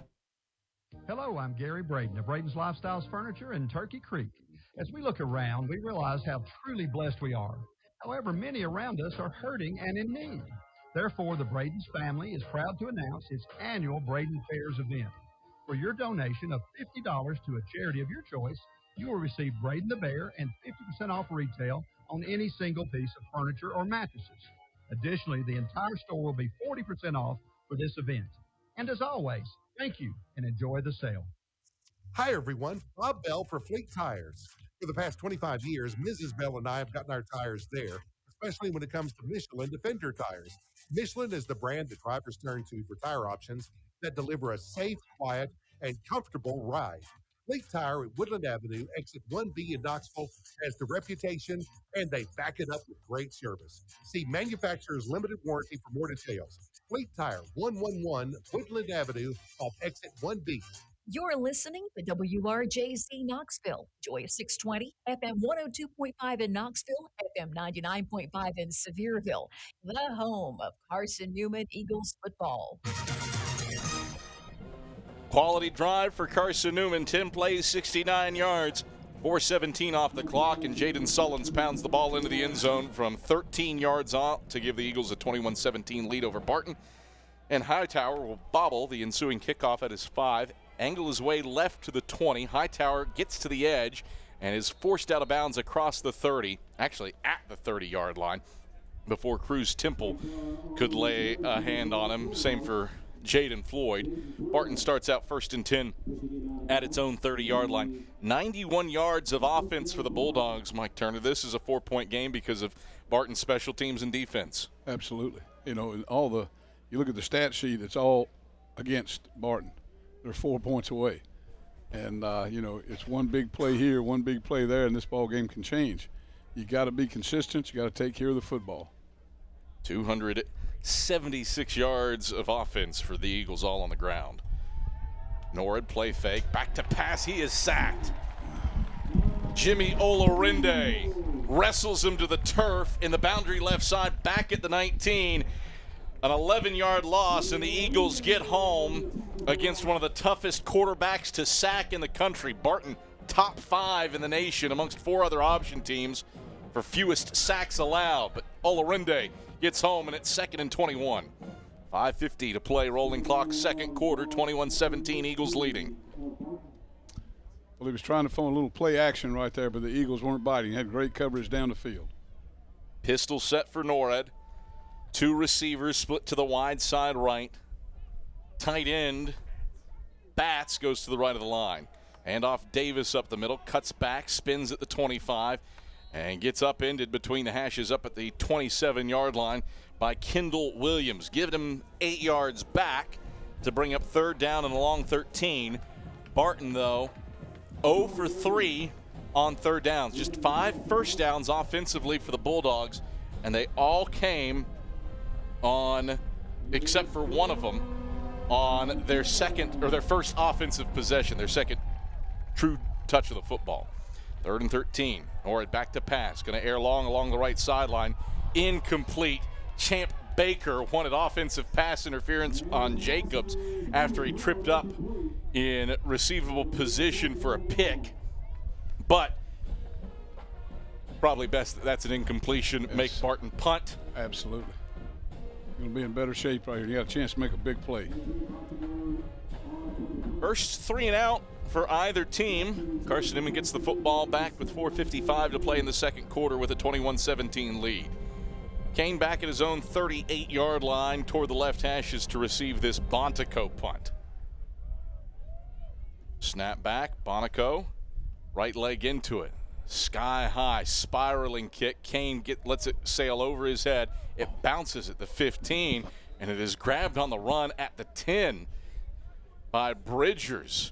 And that ball probably had a few extra yards in it if he doesn't snag it on the run. He could have caught that one inside the 3-yard line or the 2 down there if he'd just been patient with it. Carson-Newman takes over 1st and 10 at its own 11-yard line. Quickly before this drive starts, let's send it down to Leanda. Yeah, we'll actually hold the phone, Leanda, as Carson-Newman huddles. She has an update on Jaden Sullins. 4:47 to play in the first quarter. Carson-Newman 1st and 10 at its own 11. Whitson takes and hands off Sullins. Sullins picking his way to the left side. He runs laterally to get back to the line of scrimmage, and no gain. 2nd down, 10 to go. Here is Leanda. Leanda. Thanks, Adam. Jaden Sullins has been dealing with some fatigue. The running back at around the 10-minute mark was leaning over the bench. He's been working with the trainers a lot, trying to take care of himself, pouring water all over his face, but still managing to produce out there while dealing with quite a bit of fatigue. Back to you. All right, thank you very much, Leanda. 16 carries for 148 yards for Jaden Sullins. Probably fatigued for a reason.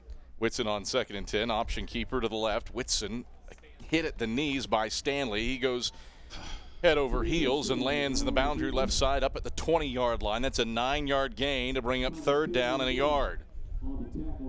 3:53 rolling clock, second quarter. Carson-Newman the lead, 21-17 on Barton. Stats would indicate that this game is a blowout in Carson-Newman's favor, but the Bulldogs have scored a kickoff return for a touchdown and a scoop and score to keep it close. 3rd and a yard from the Eagle 20. Whitson takes, has to call his own number as the play gets blown up, and he falls forward for first down yardage up to the 23-yard line. Caraway stopped that play before it got started, but there is a flag. So we'll check with Michael Madison for the call. That flag was out immediately. Illegal chop block, offense, number 60 and 69. That penalty, be half the distance, replay third down. Well, that is a costly chop block here for Carson-Newman. It eliminates a first down and backs the Eagles up with third and beyond the sticks. Half the distance puts it at the 10. So 3rd and 11 for the Eagles. They don't have to be very creative, just stay with what they've got, because Barton does not have an answer to any of the option plays. 3rd and 11. Whitson brings Ferguson in motion, takes the snap, drops back to pass. Whitson has time, zips it middle of the field. That's complete to Cade Meeks for first down yardage between the hashes. Webb grabbed him immediately up at the 25-yard line. Give him 15 and a first down. First completion of the day for Carson-Newman.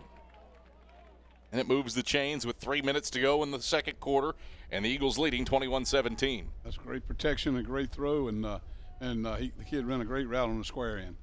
1st and 10 Eagles, middle of the field from their own 25. Whitson will pitch it. Ferguson. Barton had this play blown up. Ferguson somehow gets positive yardage along the right sideline and gets up to the 29-yard line where Stanley forces him out of bounds. Gain of 4 to bring up second down, and 6 to go as we near the 2-minute mark in the 2-minute timeout with the Eagles leading 21-17. I finally remembered 5 weeks in, Red Man.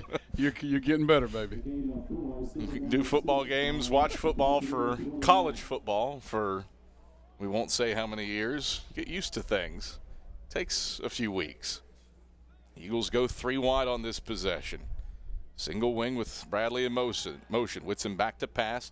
Flips it. Meeks complete in space. Boundary left side up at the 42. Turns upfield over the left hashes. And gets brought down by Webb and Brady up at the 46-yard line. That is 17 yards through the air and a first down for Cade Meeks. Timeout on the field. This is our 2-minute timeout. Timeout on the field. And there's the 2-minute warning. We'll step aside for a break as well. 21-17, Eagles leading. Carson-Newman trying to play add-on before the half lets out, and the Eagles get the football to start the second half. When we get back after this, can Carson-Newman score in the 2-minute offense? Back after this on the Eagles Sports Network. Every day brings new challenges, and those challenges look different for everyone. But no matter what each day looks like, your local energy co-op is here to power every moment. Whether it's at home, in the office, or on the field, AEC is committed to bringing you safe, affordable, and reliable power to get you through the day. We are your local electric co-op, and we are here for you. AEC, empowering every day. This is Carson-Newman men's basketball alum Taylor Hawkins.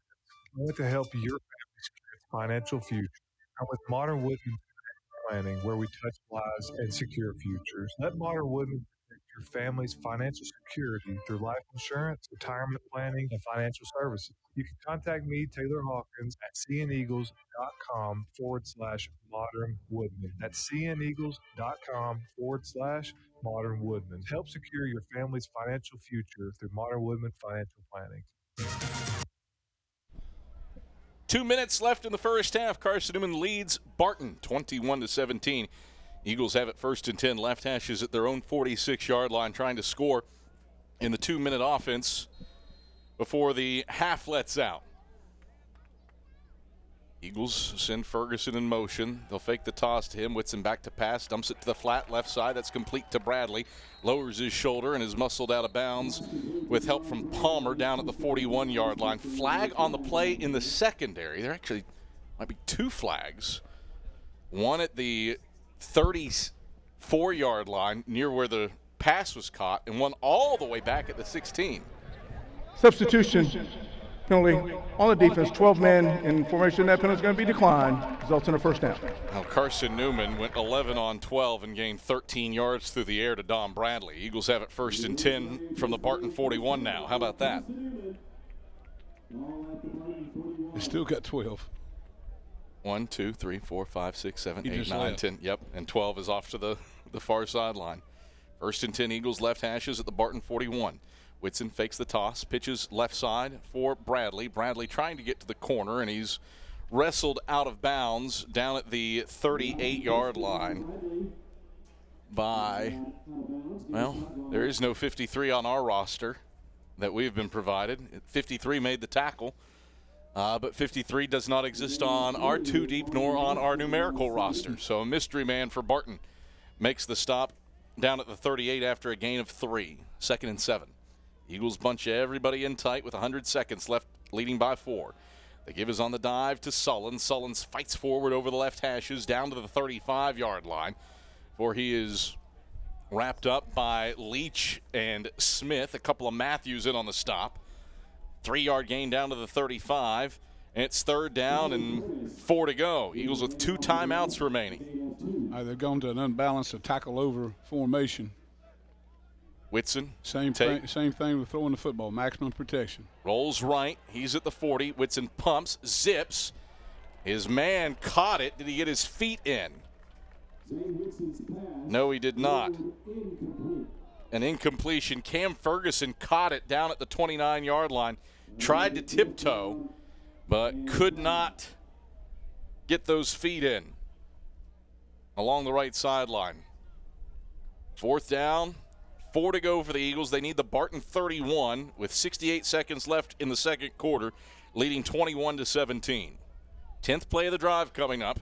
That started back at Carson-Newman's 11. Offense on the field. Curtis into the game at fullback. You got Ferguson a slot back left, Bradley slot back right, Meeks out to the wide side right, and Carson-Newman. Timeout, Carson-Newman. That's their final timeout of the half. That's what I thought. The scoreboard had it as the Eagles with 2. No, Carson-Newman did have just 1 remaining. And so the Eagles will chat things over with 68 seconds left for 4th and 4 from the Barton 35. Serving East Tennessee for 40 years, Magaha Electric is the perfect choice for all your electrical projects. Visit MagahaElectric.com for all your electrical contracting needs. Magaha Electric, they are your East Tennessee electrical contracting source. 68 seconds left in the first half. 21-17.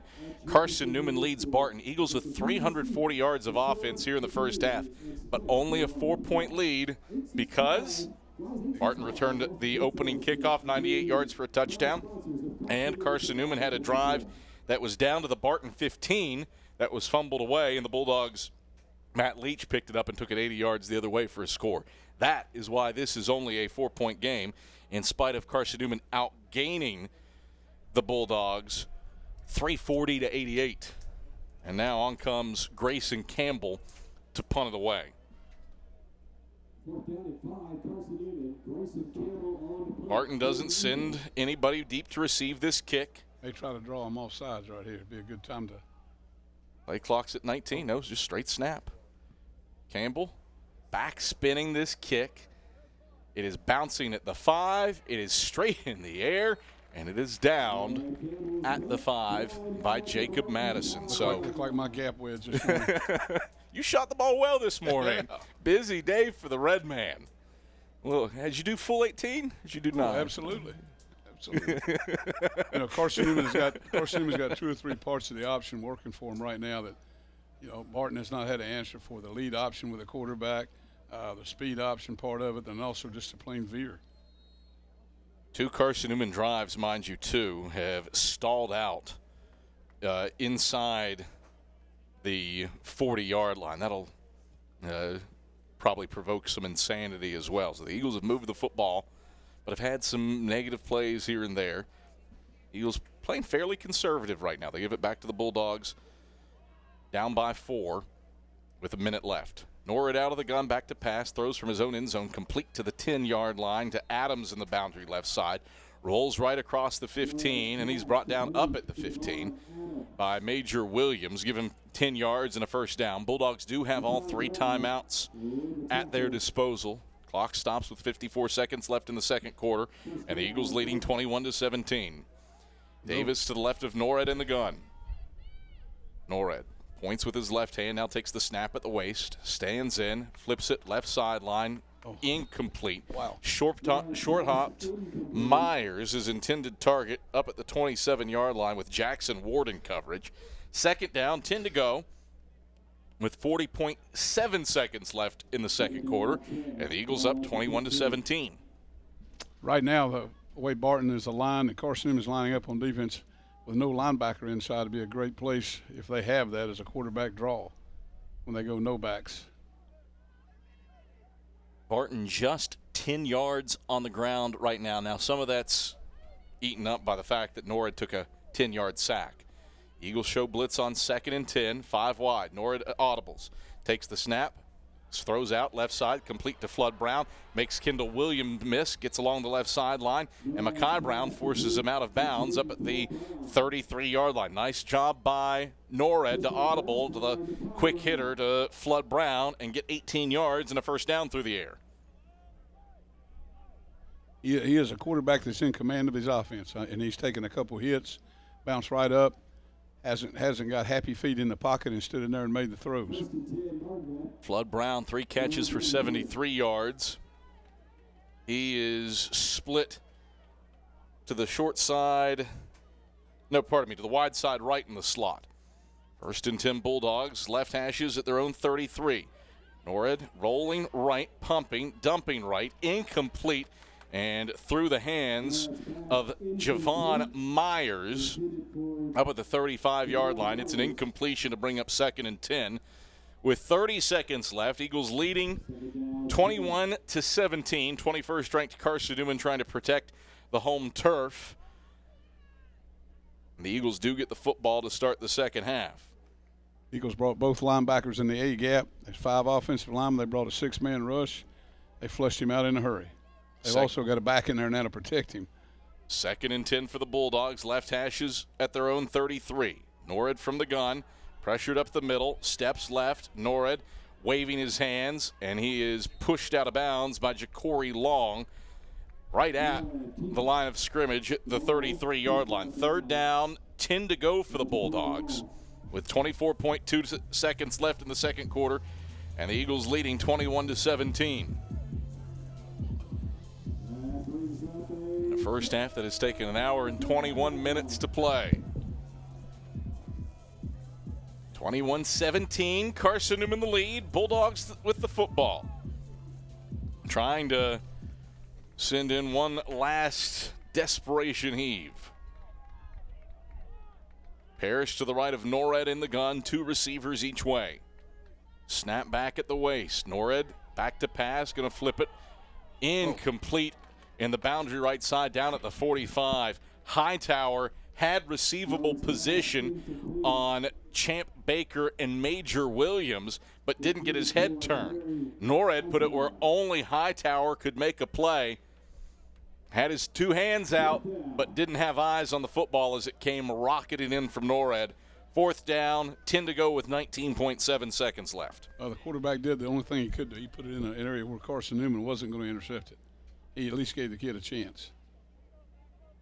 It started with Hightower turning his head right to the sideline. He whipped it back to the left at literally the last second possible.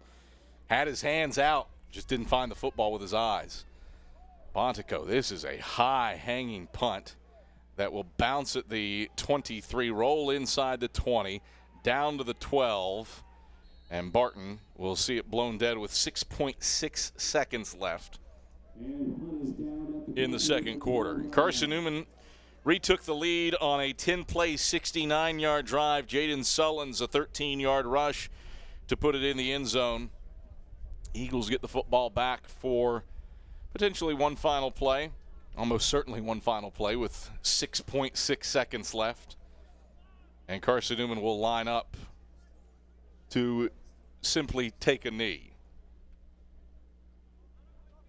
and let the final moments bleed off. Knee down, and that is how the first half comes to a close. 21-17, Eagles lead at the break. Mike Turner, a degree of, this could be so much greater in Carson-Newman's favor. Absolutely dominated on the field of play. Eagles outpossess Barton 2-1. They've outgained the Bulldogs 340 to $116, but it's a close game because of the intangibles, a scoop in the score, and a kickoff return for a touchdown for the Bulldogs. It's not a matter what level you're at, you just don't let people hang around. The difference is Carson-Newman's going to get the football first in the second half, but Barton has made 2 big plays, and that's about it. That's about what's happened, 2 big plays. And I would argue I'll throw in a third on the field goal drive, the 45-yard completion to Jaden Flood-Brown. That was a 46-yard drive to set up the field goal. You don't give up that 45-yard pass, Exactly right. you're not getting 3. So really all 17 of Barton's points are owed to large plays. Carson-Newman, 340 yards of offense, including 295 on the ground. We'll see if that weighs heavily as the second half goes on. Most coaches at the end of a game would be okay with 340. You know what I mean? For a game. For a game, let exactly. alone a half. Right. Halftime at Berktar Stadium. Carson-Newman 21, Barton 17. We've got the ShopCNEagles.com halftime report queued up when we come back after this on the Eagles Sports Network. There's new fresh ideas on campus. From Chick-fil-A to Maples Coffee to Saboreo's, Fresh Ideas has tons of high-quality dining options for whatever taste you may need. Saboreo's is open Monday through Friday for lunch and dinner and the Health Sciences Building. Saboreo's features all your Mexican favorites, from burritos to nachos to quesadillas to tacos to anything you can think of in a tortilla. Follow Fresh Ideas on Instagram at Carson-Newman Dining. How do you know you're in a community, not just a town? Well, strangers smile as they walk by. They refill your coffee without you asking. And when you ask directions, people offer to walk you there. Communities give more. The way you know when you walk into First Bank that you are in a real community bank. Great products, direct access to your local bankers, and relationships that can last a lifetime. Don't just have an account. Have a community with First Bank. Member FDIC. You're tuned to Carson-Newman football on the Eagles Sports Network. It's halftime. The first half recap comes your way on the ShopCNEagles.com halftime report after 60 seconds from your local station. Hey, folks, Jordan, that's with Ted Russell Nissan, and we're doing it again this weekend, Saturday, Sunday, and Monday. If it'll drive, it's worth $5,500 for the purchase of any new in-stock 2024 Nissan Versa, Titan, even electric car to bring that sled to Ted right here on Kingston Drive. Let's purchase new in-stock 2024 model. Drive for $55 is a registered trademark Ted Russell Nissan. Here we go. If it'll drive, it's worth $5,500. Hey, folks, Jordan, that's with Ted Russell Nissan, and we're doing it this Saturday, Sunday, and Monday. So before it's too late, bring that old sled to Ted, because you have to be able to drive it in to trade it in. Ted Russell Nissan on Kingston High. Hello, I'm Gary Braden of Braden's Lifestyles Furniture in Turkey Creek. As we look around, we realize how truly blessed we are. However, many around us are hurting and in need. Therefore, the Braden's family is proud to announce its annual Braden Fairs event. For your donation of $50 to a charity of your choice, you will receive Braden the Bear and 50% off retail on any single piece of furniture or mattresses. Additionally, the entire store will be 40% off for this event. And as always, thank you and enjoy the sale.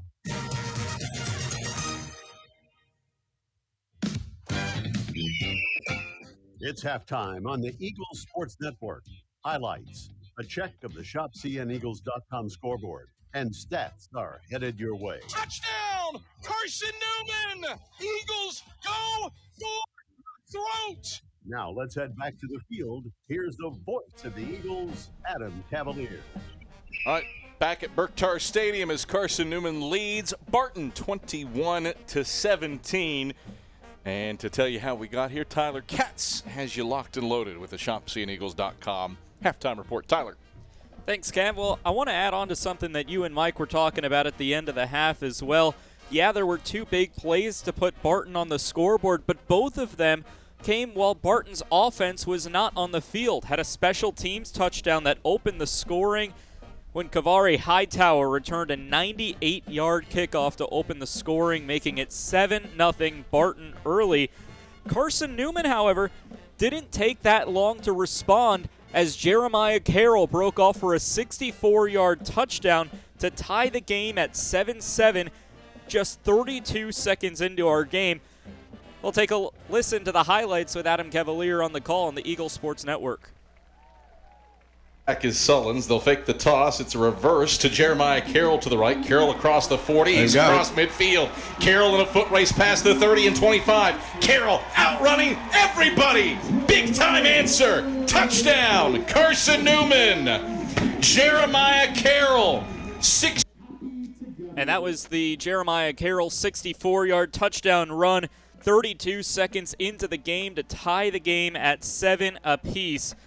Next drive for Carson-Newman, a huge Jaden Sullins 70-yard run was capped off by Tyler Curtis diving into the end zone with a 2-yard strike of his own, made it 14-7 Carson-Newman. The only time Barton has scored today while on offense was when they ended up kicking a field goal towards the middle of the first quarter when Andrew Bontico hit a 46-yard field goal, made it 14-10. Carson-Newman still in front. And that's when the Tides turned and gave Barton the lead. With 11:04 remaining in the second quarter, a huge strip sack by Matthew Leach for the Barton Bulldogs returned it as Zane Whitson was strip sacked. That gave Barton a 17-14 advantage. And with about 6 minutes and change, it was Jaden Sullins finding the end zone again on a 13-yard touchdown rush to get us to our score of 21-17. Once again, here's Adam Cavalier with the call on the Eagles Sports Network. 47 yards on this drive, no passes. They've got it 1st and 10, left hashes at the Barton 13. Trailing 17-14 with 6:40 to play in the second quarter. 10th play of the drive coming up for the Eagles. Single receiver to the wide side right. Whitson takes, will give Sullins right side. High steps to the 5. Sullins spins around. Sullins is into the end zone. Touchdown, Carson-Newman. Jaden Sullins reaps his reward with a 13-yard rush. His 15th carry, he's up to a career-high 148 yards rushing, and the Eagles retake the lead, 20-17. And that made it 21-17 after the extra point by Bennett Smith. We're at the half here at Berktar Stadium. It's the Carson-Newman Eagles matching their national rank in points. Number 21 in the country has 21 points. The visiting Barton Bulldogs with 17. When we come back from break, stick around. We'll have some sack action and updates from around the country here on the ShopCNEagles.com halftime show. We'll be back on the Eagle Sports Network. AEC is a distributor of Marathon energy-efficient water heaters. We offer 30-gallon to 105-gallon tanks. Marathon water heaters are durable, lightweight, and under warranty to not leak as long as you own your home. Foam insulation allows these thermal storage units to provide long-term temperature control. Marathon's lightweight tank is easier to maneuver and position, and the bowl-shaped tank bottom allows complete sediment drain. AEC, empowering efficiency. When you're sick and tired of fast food and need a fresh home-cooked meal, turn to Lisa's Country Kitchen. Lisa's been cooking up her fresh, never-frozen food for the Lakeway area for more than 15 years. Lisa's cares about her customers. You may enter a stranger, but you'll leave a friend. From foot-long hot dogs to juicy steaks, Lisa's has the best food for the best prices. Lisa's Country Kitchen on Route 92 off Old Andrew Johnson Highway. The best food for the best prices. A check of the ShopCNEagles.com sack scoreboard is next. This is the Eagles Sports Network. Hi, everyone. Bob Bell for Fleet Tires. For the past 25 years, Mrs. Bell and I have gotten our tires there, especially when it comes to Michelin Defender tires. Michelin is the brand that drivers turn to for tire options that deliver a safe, quiet, and comfortable ride. Fleet Tire at Woodland Avenue, exit 1B in Knoxville, has the reputation, and they back it up with great service. See manufacturer's limited warranty for more details. Fleet Tire, 111 Woodland Avenue off exit 1B.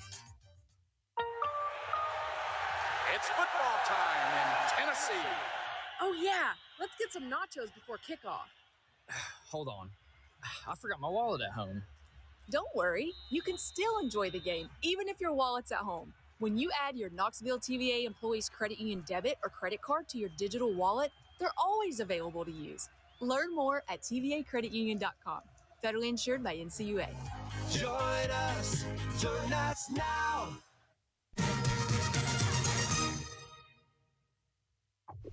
The Eagles Sports Network is a part of SAC Live, the official digital network of the South Atlantic Conference. SAC Live is the home of all your South Atlantic Conference sports action, including 20 SAC championships. Time to get caught up with some SACtion. Here are the happenings around the South Atlantic Conference and the nation. Let's go around the league with a ShopCNEagles.com scoreboard update. Now back to the field. Tyler Katz with you on the ShopCNEagles.com halftime show as we'll take a look around the SAC scoreboard, and we got an interesting one in Emory, Virginia. The number 6 Lenoir-Rhyne Bears only lead by a field goal, 10-7, over the Emory and Henry Wasp. That certainly is a game we are keeping our eyes on as Carson-Newman and Lenoir-Rhyne are tied for the lead overall in the conference. Carson-Newman ahead in the Mountain Division, LR atop the Piedmont. Our friends over at Tusculum playing at Lakeway Christian Academy due to the effects of Hurricane Helene. They are at halftime with the Limestone Saints. Limestone holds a 21-7 lead over the Pioneers.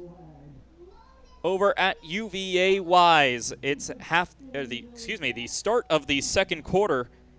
Over for the Highland Cavaliers, it's the Wingate Bulldogs 3, UVA Wise 0, end of the first quarter.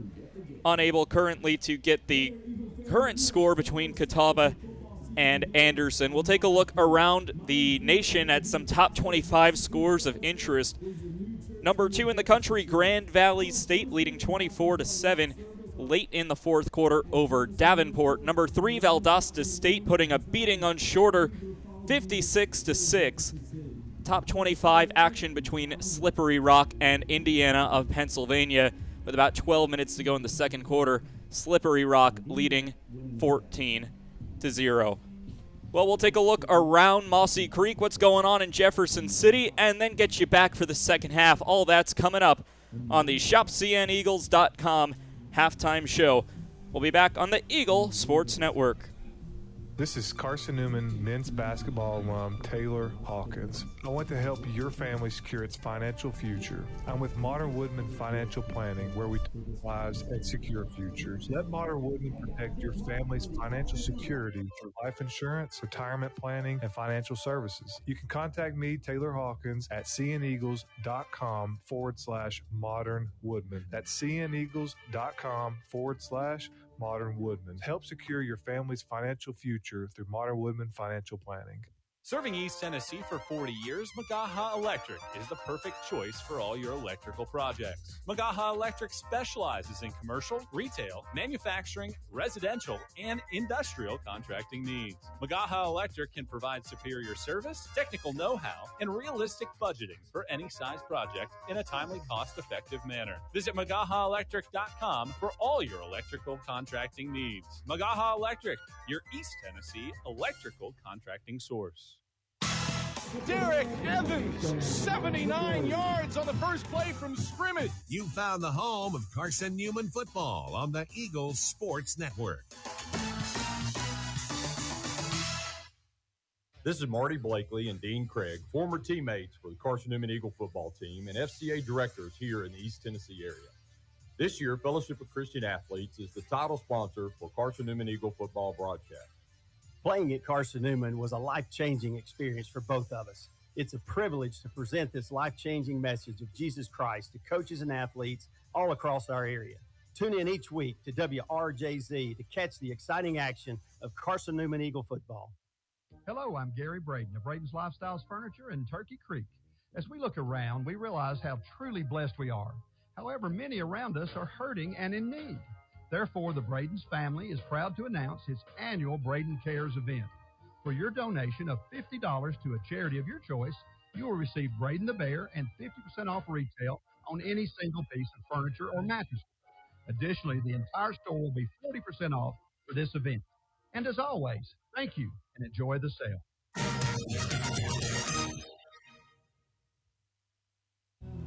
Back here on the ShopCNEagles.com halftime show.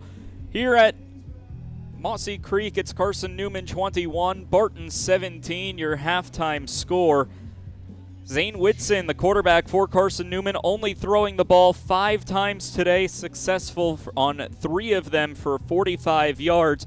But Carson-Newman destroying Barton in terms of total yardage.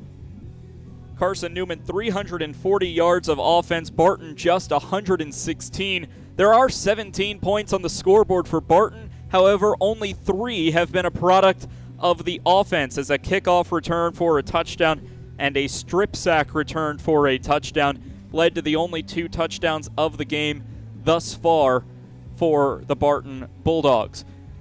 Trevor Norred, the Barton quarterback, has attempted to throw the ball 16 times, but the secondary for Carson-Newman has made this a no-fly zone, with Norred only completing 6 passes through the air so far, a completion percentage of just 38. Now, another big stat for Carson-Newman's defense, Barton has faced 5 third downs today, have been unsuccessful on all 5 of those attempts. Compare that to what Carson-Newman has been able to do on third down. The Eagles have faced third down 9 times today, but have been successful on converting them on 7.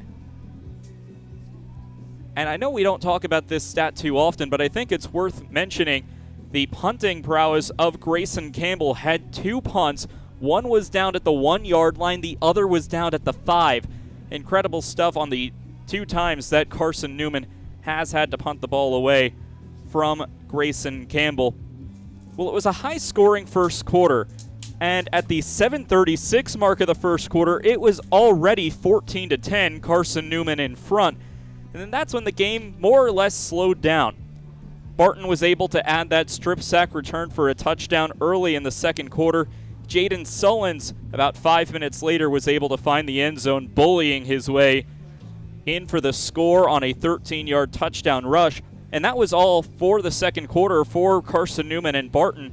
It was 14-10 in the first quarter, just 7-7 in the second quarter. So both defenses starting to figure each other out. And in the second half, if Carson-Newman can do what they did in the first half and completely shut down Barton on offense, it'll be a long second half for Barton. Well, the second half is coming up, about 3 minutes away from the second half kickoff. When we come back, it will be Adam Cavalier back on the mic here on the ShopCNEagles.com halftime show on the Eagles Sports Network. Since 1916, a lot of independent agents have recommended auto owners insurance, and a lot of parents have taken that recommendation to heart. So have a lot of their children, and grandchildren, and great-grandchildren. As we celebrate our first 100 years, Auto Owners Insurance thanks all those who have put their trust in us, and all the generations who will.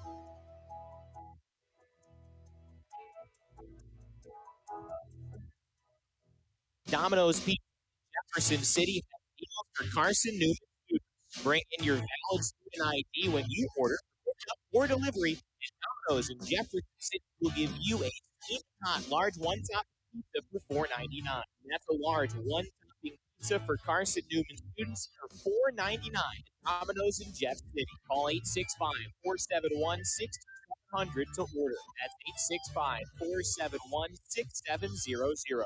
Domino's, the official pizza of the Carson-Newman Eagles. A home run hitter to Dorian Miller, 70 yards. This is Carson-Newman football on the Eagles Sports Network. Hello, I'm Gary Brayton of Braden's Lifestyles Furniture in Turkey Creek. As we look around, we realize how truly blessed we are. However, many around us are hurting and in need. Therefore, the Braden family is proud to announce its annual Braden Cares event.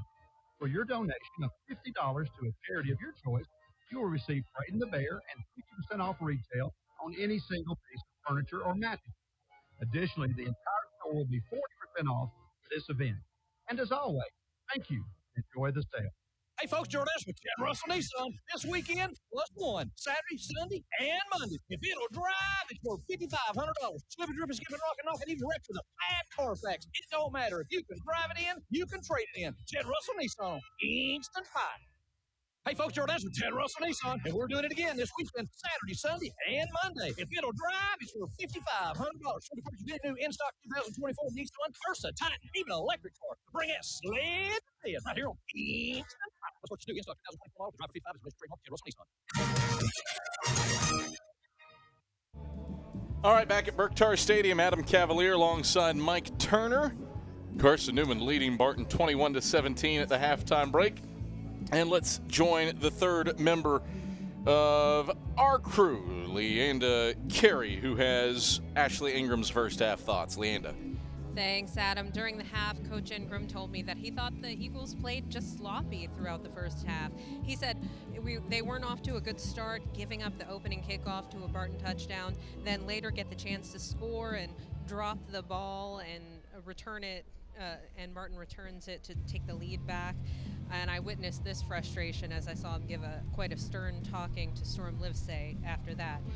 He said they're just playing sloppy to wrap it up. In the locker room, Ingram said he'll keep things simple and just tell his Eagles they need to clean things up. Back to you. All right, thank you very much, Leanda Carey. Pretty simple, Mike Turner. Eagles have dominated a lot of this game, aren't dominating on the scoreboard because of one certain self-inflicted wound. Credit Barton for the seam they opened up on the kickoff return for a touchdown.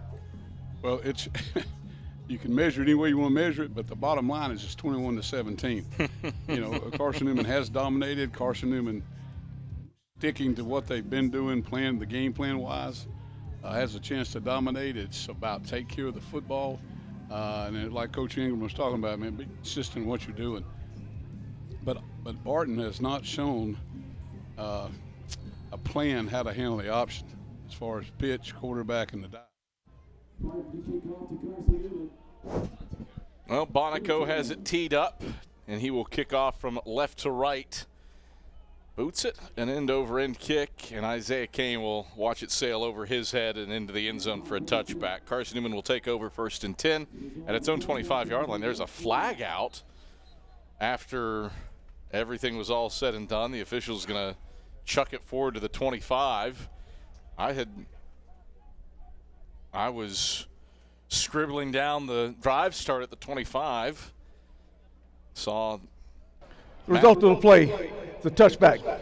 After the play, dead ball, personal foul, face mask, number 15 of the kicking team. 15-yard penalty from the 25-yard down, first down. Well, that is a frustrating moment for Chip Hester's Barton Bulldog team. Move the Eagles up to the 40, where it'll be 1st and 10 to start this drive.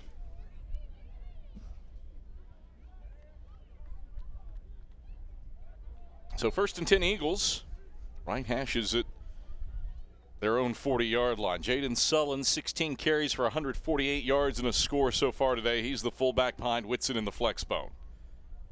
Whitson will turn and give to Sullen straight ahead. Sullen's nice gain. He spins through a tackle at the 45 and is bounced down up at the 47-yard line by Behringer after a 7-yard gain. 2nd down and 3 to go. Jaden Sullens is past the 150-yard mark rushing the football. First 150-yard rusher for the Eagles since October 12th, 2019. That was 1,820 days ago. Derek Evans did it against Catawba. 2nd and 3. Same play. Give to Sullens again. Sullens with a blocker in front of him. Plows forward over the right hashes into Barton territory down to the 49-yard line. Hightower made the stop. That's back-to-back midline option. Attacking the A gap, the guard reaching up, getting upfield on the linebacker, and 4 or 5 yards at a clip. See if they go again. 1st and 10 Eagles. Motion to the right. Give us to Ferguson right side. Ferguson spins around, moving the pile forward. Ferguson pushing, inching.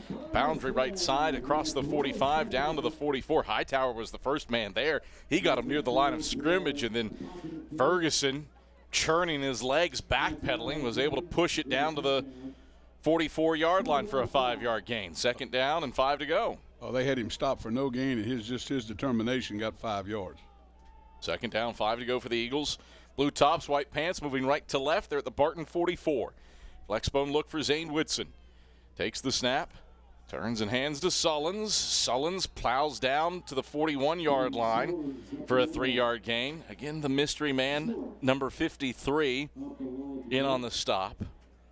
We don't have a 53 on our 2-deep, nor on the numerical roster. For an injured player. Timeout on the field. 3rd down and 2 to go. Carson-Newman has a player shaken up. He is clutching his right hand. Can't get a bead on the number just yet. Or the shoulder. So we'll let Carson-Newman sports medicine staff tend to the injured Eagle. 13:08 to play in the 3rd quarter. It's 21 for Carson-Newman, 17 for Barton. Tri-Lite is your home team internet provider, providing Jefferson City with ultra-fast, ultra-reliable fiber broadband. Let them serve you. Visit trilite.net. It's Emil Savage who was shaken up, and he will walk off the field under his own power. Left hand clutching, right wrist, though, as he exits the field. Carson-Newman's starting right guard, Savage, heading to the sideline where he will be tended to by Carson-Newman's sports medicine staff. 3rd and 2 for the Eagles. Carson-Newman has been really good on 3rd downs today. 7 for 9.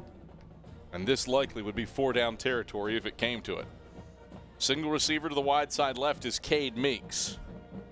Zach Williams bunched tight to the line to the short side right. Whitson out of the flex bone, takes the snap, gives to Sullins. Sullins pushing the pile forward for a yard down to the 40 between the hashes. Good jump by Barton, led by Jalen Stansel. Just a yard, 4th and a yard for Carson-Newman. That was a A gap and B gap blitz, just a run blitz by the defense, and they were standing there waiting. But still, a yard gain right there is pretty impressive. 4th and a yard for Carson-Newman. Everybody bunched in. Eagles need the 39. Whitson brings the man in motion, takes and tosses to Bradley left side. Bradley burrows through. He's got the first down to the 38-yard line. Stop made by, we hate to give the number 53 because it's meaningless, but he's not on the roster. And that comes after 3 yards and a Carson-Newman first down. So the Eagles move the chains on 4th down. They stay perfect. 8 for 8 on 4th down conversions for the year. 1st and 10. Eagles left hash of the Barton 38. Whitson option to the left. Whitson hit at the line of scrimmage by 53. And he's stopped down at the 36-yard line in the boundary left side outside the hashes. 2-yard gain at 2nd and 8. If he keeps going, he's going to get his name in the program next week, though. I'll bet you that. I tell you, he squeezed it pretty good right there, the defensive end, 53. It might be Boykin. Maybe. That's at least what live stats are showing. We'll go for that for right now. So 53, our mystery man, we hope is Boykin. On 2nd and 8, the give is to Sullins. And who makes the play? Boykin. Down at the 34-yard line outside the left hashes. 2-yard gain for Jaden Sullins, and it's 3rd and 6. 10:55 rolling clock, 3rd quarter. Carson-Newman 21 and Barton 17. Eagles have moved the football down the field methodically on this drive. Possessed it for 4 minutes and 20 seconds so far, but facing 3rd and 6 from the left hashes at the Barton 34. Whitson out of the flex bone. Single receiver to the right. Takes the snap. Option keeper. Whitson Good job, picks up first down yardage. Brought down from behind by Behringer, who grabbed him around his rib cage and brought him down between the hashes, down at the 27-yard line. Needed 6, got 7. Zane Whitson moves the chains. Whitson, his 7th carry. He's up to 28 yards rushing now. Very heady play by the quarterback. He just put that foot in the ground and turned it up, and just a great execution on the lead option. 1st and 10 Eagles toward the right hashes at the Barton 27-yard line. Receiver each way. Whitson takes, fakes, now drops back to pass. Whitson, flag flies, rolls right, throws right, back across his body. It's incomplete between the hashes to Dom Bradley at the goal line. Hit him in the chest, but he was hit by Connor Stanley immediately, and this play likely coming back. Holding. Offense number 77. 10-yard penalty. Replay first down. So make it 1st and 20 after the hold on Dayton Jernigan. 1st and 20 from the Barton 37-yard line. 9:49 to play in the third quarter. Carson-Newman 21, Barton 17. Bulldogs have done a nice job guarding against the Eagles' play-action passing game today. Well, they are getting people up the field. Yes, they are. It's still an opportunity here for Carson-Newman just to keep thinking, hey, 4 yards can break something. 1st and 20, middle of the field at the Barton 37 after the penalty. Whitson takes option pitch to the left side. Bradley has a seam. He's across the 30 to the left sideline, and he strolls out of bounds inside the 30 down at the 27-yard line. Matt Smith pressured him out with assistance from Kenyon Palmer. Spot him out at the 26, so he gets the penalty back +1. It's a gain of 11 to bring up 2nd and 9. Carson-Newman has eaten up 5.5 minutes of clock on this possession. They've got it 2nd and 9, left hashes at the Barton 26. Flexbone look for the Eagles, receiver each way, wide side is to the right. Ferguson in motion that way. Whitson hands off to Sullins, straight ahead. Sullins fighting forward, pushing the pile. Sullins bursts free at the 15, still going. Sullins on his feet and out of bounds along the left sideline down to the 12. That is a man's run from Jaden Sullins. Cousins, the man that finally forced him out as he broke 4 tackles to gain 14 yards down to the 12. First down, Eagles. Well, great job by Sullins to run that, but I tell you what that does, that motivates those offensive linemen. 1st and 10 Eagles, left hashes at the Barton 12. Receiver each way. Flexbone look. Whitson turns to the sideline with 8 on the play clock. 7 and 6. Whitson drops down under center. 5 and 4. Whitson takes.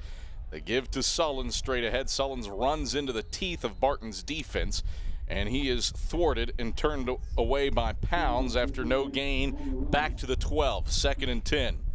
Sullins 22 carries for 179 yards. Getting close to having to crack open the record book. He's 21 yards away from the 39th 200-yard rushing performance in school history. His effort, he's had blocking most of the day, but his effort's been outstanding. Ashley Ingram has said all year long, I want to get the fullback going. I want to get the fullback going. Fullback's cooking today. 2nd and 10 for the Eagles. Whitson takes, will give to Curtis, the fullback this time. Over the left hashes, he gets 2 yards down to the 10. Stopped by Chris Jones and Cash Devon. 2-yard gain to bring up 3rd down and 8 to go. 14th play of the drive coming up for the Eagles. Carson-Newman has run the football 13 times for 60 yards on the possession. It's time to put that ball in the hands of that quarterback and run the lead option or the speed option again. Wide side of the field is to the right. Eagles have 2 receivers that way. Whitson takes, rolls right. Whitson throws right quarter of the end zone. It's complete near the pylon, but he's out of bounds at the 1. Jeremiah Carroll in single coverage catches it in front of Colby Anderson and moves the sticks for 9 yards down to the 1. 1st and goal, Carson-Newman. Well, great throw by the quarterback. Outstanding throw, but hey, a good route. He put it right where the receiver could catch it. The defensive back didn't have a chance. 1st and goal from the 1. Carson-Newman bunches in. Zane Whitson under center. Takes the snap, pushes forward. Zane Whitson, the surge. Where's the signal? There it is. Touchdown, Carson-Newman. A throwback drive for Carson-Newman. 15 plays, 75 yards. The Eagles eat up 8 minutes and 10 seconds of clock and add to their lead. It's 27-17 with 6:50 to go in the third quarter. Whitson calls his own number to punctuate the drive.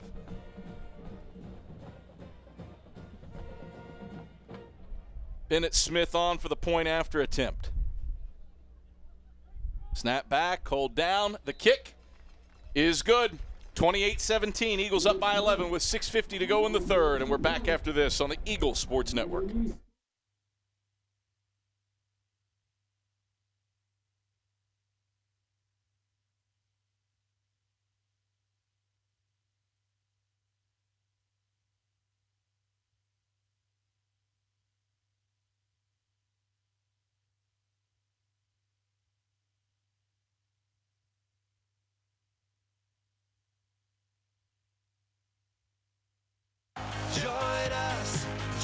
us now. Hi, everyone. Bob Bell for Fleet Tires. For the past 25 years, Mrs. Bell and I have gotten our tires there, especially when it comes to Michelin Defender tires. Michelin is the brand that drivers turn to for tire options that deliver a safe, quiet, and comfortable ride. Fleet Tire at Woodland Avenue, exit 1B in Knoxville, has the reputation, and they back it up with great service. See manufacturer's limited warranty for more details. Fleet Tire, 111 Woodland Avenue off exit 1B. 6:50 to go in the third quarter, and Carson-Newman leads Barton 28-17. Mike Turner, what a drive. 15 plays, 75 yards, 8 minutes and 10 seconds off the clock. That's classic option football, but it also makes a statement, that grinds on that defense. And right now, for Barton to have a chance to get back in this game, they've got to run some time off offensively. Carson-Newman converted on a 4th down and 2 third downs on that drive en route to punching it in the end zone on Zane Whitson's 1-yard rush. Andrew Seibert has it teed up on the left hashes. He'll kick it with his right leg and send it to Hightower, who fields it nearly on a knee at the 10. He was on a knee. They'll say he's down. Absolutely. Hard luck there for Hightower. Ruled down at the 11 with no return. And Barton, poor starting field position. We've got to look at the replay here in the booth. Hightower, knee absolutely down as he fielded the kick. Right knee was on the turf as he brought it in. Well done by this officiating crew helmed by Michael Madison to notice that. First and 10 Bulldogs at their own 11. See what Chip Hester and company have in the offing here. Norred in the gun, Davis to his left. Snap back and the handoff goes to Davis. Picks his way to the right. Kendall Williams chops him down at the knees, with his right knee being hit up at the 11-yard line, or no, at the 16-yard line, 5-yard gain at 2nd and 5. That was a good start for their offense to get them out where they could be a little bit more multiple. Eagles have done a nice job getting Barton in 3rd and long situations. Bulldogs are 0 for 5 on 3rd downs, and it comes a week after Catawba converted on 7 of 9 3rd downs against Carson-Newman offensively.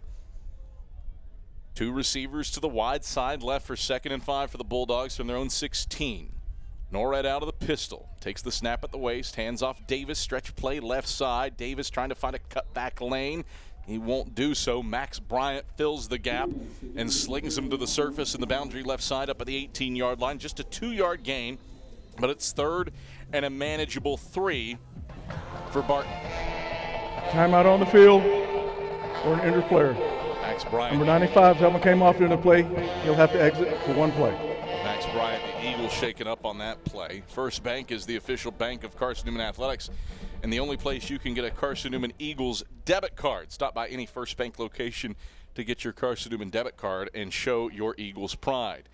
Bryant, who doubles as a camera operator for the Eagles Sports Network, is off the field under his own power, and Max, one of the best at operating one of the ESN's cameras.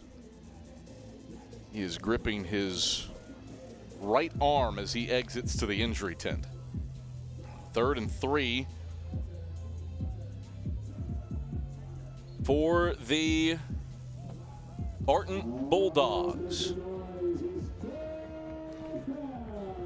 0 for 5 on 3rd downs so far today. They've primarily been 3rd and intermediate or longer. Snap back to Norred on 3rd and 3. Quick hit left side. Receiver. Did he bring it in? He did. Yes, he did. A completion up at the 25-yard line. Jacobs able to get it on the hitch before Jackson Ward could knock it out of his hands up at the 25-yard line. 7 yards and a first down for the Bulldogs. Similar throw that Carson-Newman had to get the ball down to the 1-yard line. Great timing on the outcut. Ball's already in the air before the receiver makes a cut. 5:10 rolling clock, 3rd quarter. Carson-Newman 28, Barton 17. Bulldogs have it 1st and 10 after their first 3rd down conversion of the day. And the left hash is at their own 25. Two receivers bunched to the wide side, right tight to the line. Snap back and a handoff to Davis straight ahead.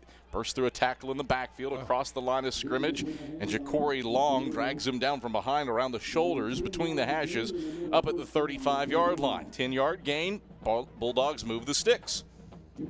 First down, Barton. Clock's running, and they keep the defense off the field, making first downs. 4:35 left, rolling clock, third quarter. Clock Carson-Newman's friend right now. Barton's foe. Eagles leading 28-17 here at home. Pistol set for Norred. A receiver each way. Snap back, handoff, Davis, right side on a stretch play. Davis buckled down in the boundary right side up at the 38-yard line by Ted Eugene. Give him 3 yards to bring up second down and 7 to go. Eagles stretched it out pretty good on the stretch play right there themselves, but that kid's impressive. He stuck that foot in the ground, found a little gap, and at least got positive yardage out of it. Barton without the services of starting running back Tay Long today, without the services of second leading receivers Zachville Smith. Counted for themselves fairly well offensively in spurts. 2nd and 7 from the right hashes for the Bulldogs at their own 38. Norred hands off Davis again, picks his way left side, but Kendall Williams was right there to wrap him up for no gain from behind around the shoulders with assistance from Ja'Cory Long. No gain, back to the 38. He tried off left tackle, and it's 3rd down and 7 to go for the Bulldogs. Nice job by Kendall Williams shooting in backside. 28-17. Eagles by 11, 3:04 rolling clock, third quarter. Bulldogs face 3rd and 7, middle of the field at their own 38. 1 for 6 on third downs today. 4 receivers in the game, 2 each way. Eagles blitz up the middle as Norred drops back to pass. Throws out right side. That is complete to Devon Adams up at the 48-yard line. Catches it and gets a first down in front of Kendall Williams, who tackles him immediately after a gain of 10 up to the 48. Bulldogs convert on their second third down of the game on this drive. Well, both offenses are throwing the same route. The 10-yard out, making that cut. The ball's already in the air, and it's almost impossible on a great throw for a defensive back to be able to break it up. 2:22 to play, rolling clock, third quarter, 28-17, 21st-ranked Carson-Newman leading Barton here at Berktar Stadium. Bulldogs go back to the pistol look. Noah Rowland, sidecar to the left, 2 receivers to the wide side left. Norred takes, hands off Davis left side, bursts through a Kendall Williams tackle in the backfield, surges forward over the left hashes to midfield, where Dedrick McClain finally knocks him down. Kendall Williams had a line at him about 2 yards deep, but Davis bounced off the ankle tackle and gets 2 yards up to the 50. 2nd and 8. This is the down. This is a big down right here, a big part of this series. To keep the drive alive, time is practically out in the third quarter. Barton needs to get on the board. 90 seconds left in the third. Barton started this drive 5 minutes and 20 seconds ago. 9th play coming up. Snap back and a handoff Davis right side. He is met in the backfield by Christian Hicks and tackled for a loss 2 yards deep in the backfield, back at the 48.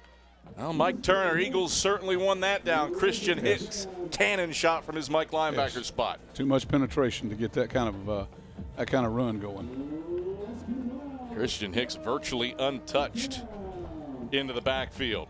3rd and 10 for the Bulldogs, with 53 seconds left in the third quarter, and Carson-Newman leading 28-17.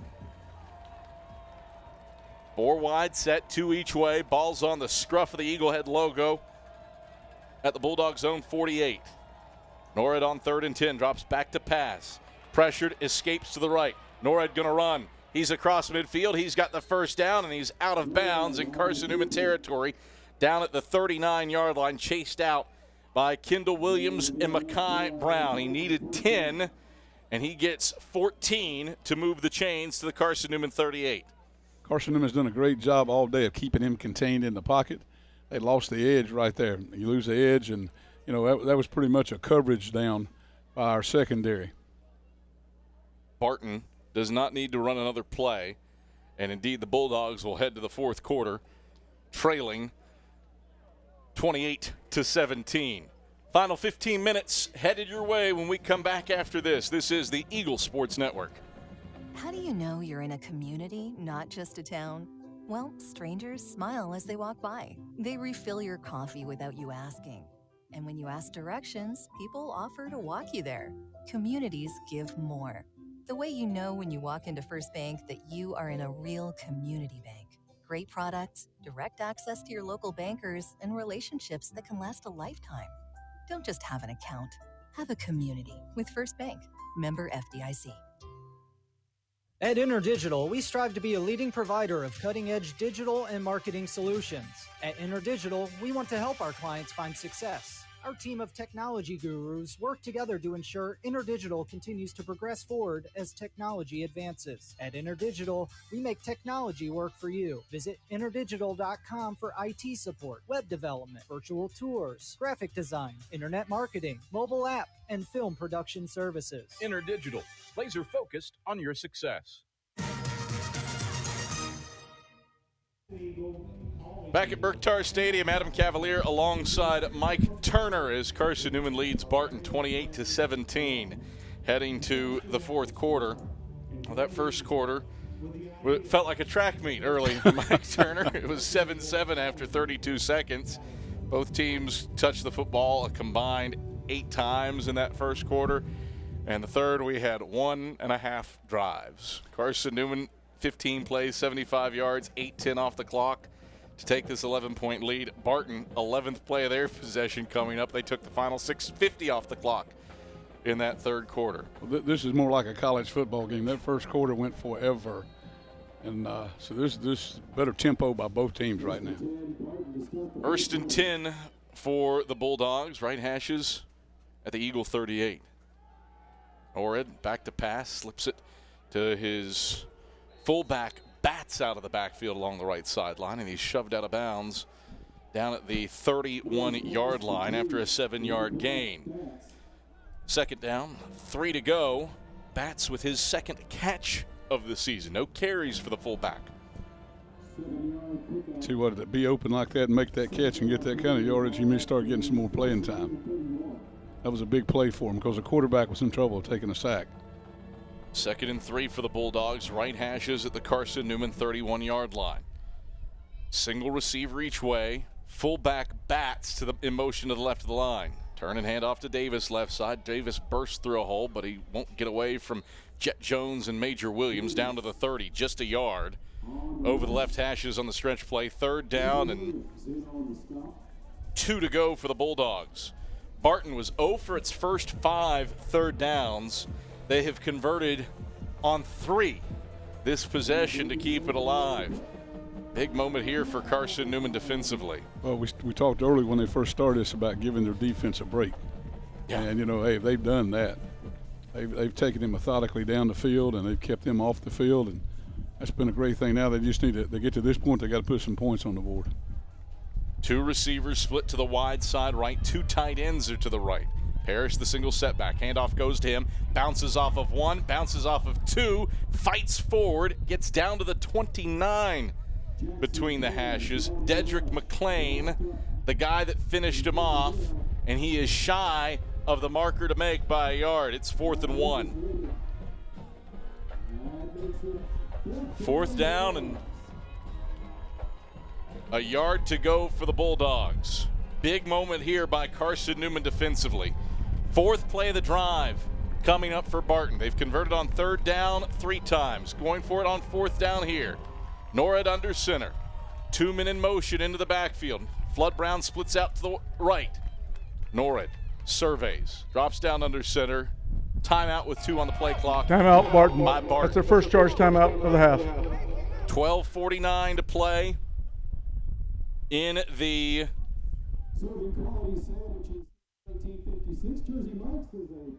fourth quarter, and Carson-Newman leads Barton 28-17. It is a pink out here at Berktar Stadium for breast cancer awareness. Mike Turner, I know breast cancer is certainly on everybody's minds, but it feels like everybody knows somebody who's battling cancer, going through things, and a time probably to think about and support all who are in those troublesome times. Everybody in the families, and we've got a man that was a football player here at Carson-Newman, coached with us here at Carson-Newman. I got to coach both his sons. That's Tony Rigdon down in Georgia. Been a great Eagle and great follower all these years. He's been diagnosed with cancer, and I talked to both the boys and had a text from Tony, and just wanted to let people out there listen, the Eagle fans, alumni, that type of thing, to keep Tony and his family in their prayers. And he's going to battle this thing. I think they've got a surgery getting ready to happen there the next week in October. So just keep them in your prayers. Certainly keep him in your prayers, and be mindful of everybody at this time of year. 4th and a yard for the Bulldogs from the Carson-Newman 29. Everybody bunched in tight. Norred's under center. Hard count. Now he surveys, try to get the Eagles to jump off. 12 on the play clock. Back under center, he drops, takes the snap, pushes the pile. Norred spins forward, and he moves the sticks. Rotated off the right hip of the center and picked up the yard.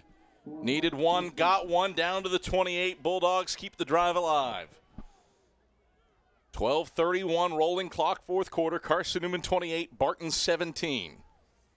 It's great to see a football team that's a shotgun team put the quarterback under center to go 1 yard. Chip Hester coached. That's right. That's exactly right. Trips go to the wide side left. Single man to the short side right is Jacobs. Parrish to the left of Norred in the gun. He takes the shotgun snap, straight drop. Airs long, left side, over top of everybody, and incomplete in the E in Eagles. Javon Myers was the closest receiver there, but Champ Baker was the closest body there. Baker nearly got his left fingertips to it, but it's 2nd and 10. 16th play of this drive coming up. Started back at the 11-yard line and has taken, math is tough when you're going over the quarter break. That's right. It's taken nearly 10 minutes, 9 minutes and 50 seconds presently. Pistol set on 2nd and 10. Snap back to Norred. He'll hand off to Parrish right side, looking for a cutback lane. Has it. Flag flies from the backside. Brought down to the boundary right side, down at the 25 after a 3-yard gain. Christian Hicks was there, as was Martavis Mason and Brandon Dumazil, but a flag on the play. During the run, holding, offense number 64, 10-yard penalty from the previous spot. Second down. So back the Bulldogs up to the 38-yard line. 11:58 to play in the fourth quarter. Carson-Newman 28 and Barton 17. And absolutely, Martavis Mason was dealing with the arms of Jalen Brown, hugging him around his neck as we saw it on replay. 2nd and 20. 11:50 rolling clock. Fourth quarter for the Bulldogs. This is just our second offensive possession of the second half. Trips receivers to the left, one to the right for Norred, who's out of the gun. Takes the snap, head height, 3-step drop, steps up in the pocket, pressured, rolls right, escapes, flag flies, flips it on a wheel route, right sideline, incomplete to Davis out of the backfield. Parrish out of the backfield. Flag on the play as Norred was escaping. During the play, holding, offense number 73, 10-yard penalty from the previous spot, remains 2nd down. Back-to-back holding penalties on the Bulldogs. Have it 2nd and 30 now. Back it up to the 48. They need the Carson-Newman 18. Barton started this drive with 6:50 to play in the third quarter. They trail 28-17 and have milked 10 minutes off the clock on this possession. They face 2nd and 30, down by 11, with 11:30 to play in the fourth quarter. Ball is spotted at the Carson-Newman 48. The Bulldogs need the Eagle 18. Empty set for Norred. 5 wide with 3 to the wide side left. Norred back to pass. Flips it to Flood Brown on a stick route down at the 45-yard line. Cruz Temple and Kendall Williams close him down quick in the boundary right side. That is just 3 yards, and it's 3rd and 27. One penalty can kill a drive, but when you go back-to-back holding for 20 yards, that's definitely a drive killer. It's not something that they can't overcome. Got to be mindful if you're Carson-Newman defensively. You mentioned it in the pregame show, Redman. No big plays.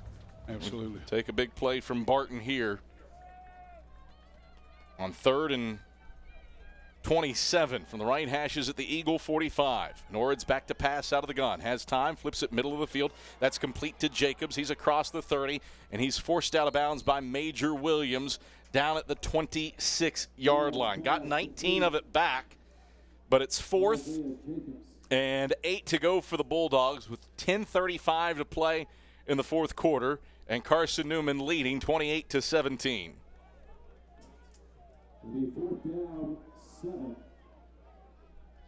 28-17, Eagles by 11. And Bontico will come on for a 44-yard try. He's connected already today from 46. From the left hashes, no breeze. Snap back, hold down. Bontico's kick has the loft, but he pushes it wide to the right. Play 18 of the drive for Barton is a missed field goal, and all of that Mike Turner to come up empty. Still down 11. Well, that was a right call by Coach Hester to go for the field goal, put points on the board. Yeah, absolutely. Make it an 8-point game. Yeah, you make it a 1-touchdown game. That was a great call. You just thought you could execute that a little bit better. He's already proven he can kick it that far. Absolutely the right call, but back-breaking emotionally to hold the football for 11 minutes and 51 seconds. That was how long that drive was, and come up empty. Eagles take over 1st and 10 with 9:59 to go in the 4th quarter, leading by 11, 38-17, 1st and 10 from their own 25. Eagles toss it to Ferguson, spins through a tackle in the backfield, and that spin move away from Brady is able to get him back to the line of scrimmage at the 26, 2nd and 10. Well, that's the quick pitch toss, the sweep toss. That's famous in this offense, the flex bone. That may have been one of the first times you've seen a Barton defender up the field to cause him to turn it back in. Eagles go 3 wide on 2nd and 10. Whitson brings Bradley in motion to the wide side left.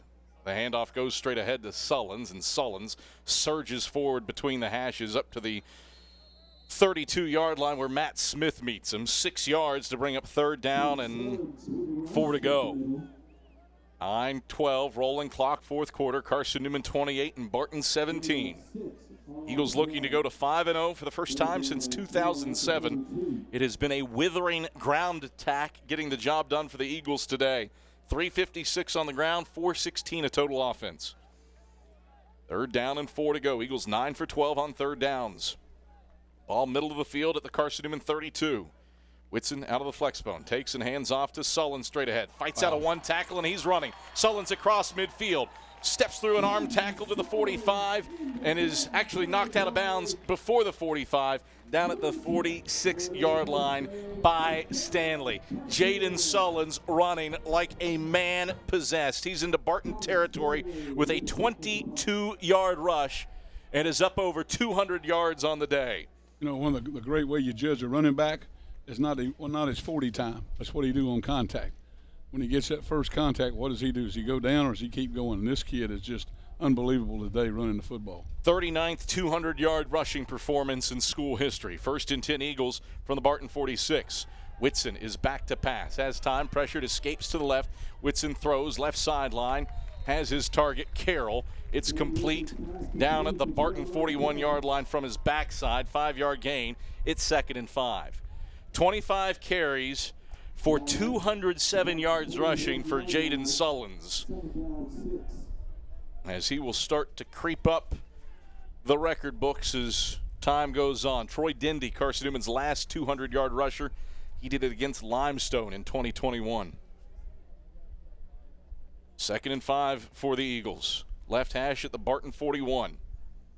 Whitson takes the snap, Give to Tyler Curtis, spinning through bodies, moves between the hashes, fights for first down yardage, and gets down to the 34-yard line. Behringer the stop after a 7-yard gain, and a first down for the Eagles. 7:07 rolling clock, fourth quarter. Carson-Newman 28 and Barton 17. And we talked earlier about, the option. You continue to do the same thing, the same thing. It wears on the defense, and pretty soon they're not as quick a step to react to a block, and they leave a gaping hole. Sullins back into the game at fullback. Single wing to the left for the Eagles is in motion. Newson. Whitson will give to Sullins on the trap. He lost the football. It's free at the 20 and scooped up by the Bulldogs. Jaden Sullins, a good rip, but the Bulldogs pick it up after the 14-yard gain. Keno Jones, the man that forces the second turnover of the day. Bulldogs take over with 6:37 to play in the fourth quarter, and Carson-Newman leading 28-17. Well, that's what he's done the whole day, getting over 200 yards. He's gone with that extra effort, and this time somebody just reached in as he made a turn and pulled the ball out. Got to think security, baby. It's all about ball security. 1st and 10 Bulldogs from their own 20-yard line with 6:37 to play in the fourth quarter, trailing Carson-Newman 28-17. Eagles have had both their turnovers happen inside their opposition's 30 today. Norred out of the pistol. Takes the snap, fakes the handoff, sprints right. Norred throws on the run off of his target, Flood Brown's foot. Be a great save in soccer, but that doesn't work when you're throwing into coverage against Major Williams. Kick save in a Butte. Clock operator, please reset the game clock to 6:30. Please reset the game clock to 6:30. So 6:30 left in the fourth quarter. 2nd and 10 for the Bulldogs.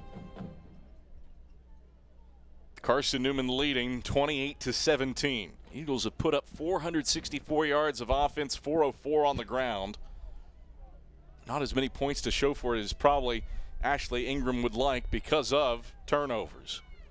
Snap back to Norred. Hands off. No, play fake. He throws over the middle of the field. Nice play fake to Parrish, who got snapped down. Great play fake. He just short-armed it. And then rifled an incompletion short at the 40 for 3rd and 10. I don't think he felt pressure, but he just short-armed the throw. Kid was wide open on it. 6:26 left in the fourth quarter, pardon me. 28-17. I say third quarter. It feels like it might still be the third quarter because this is the 4th offensive possession of the second half. Barton had an 11-minute, 50-second drive that ended in a missed field goal. 3rd and 10 Bulldogs, middle of the field at their own 20. Norred from the gun takes the snap. Eagles pressure him up the middle. Steps left. Norred throws. It's complete for first down yardage between the hashes to Jacobs up at the 32-yard line. Champ Baker seizes him immediately, but Jacobs able to find the 12-yard cushion and move the chains with a first down catch.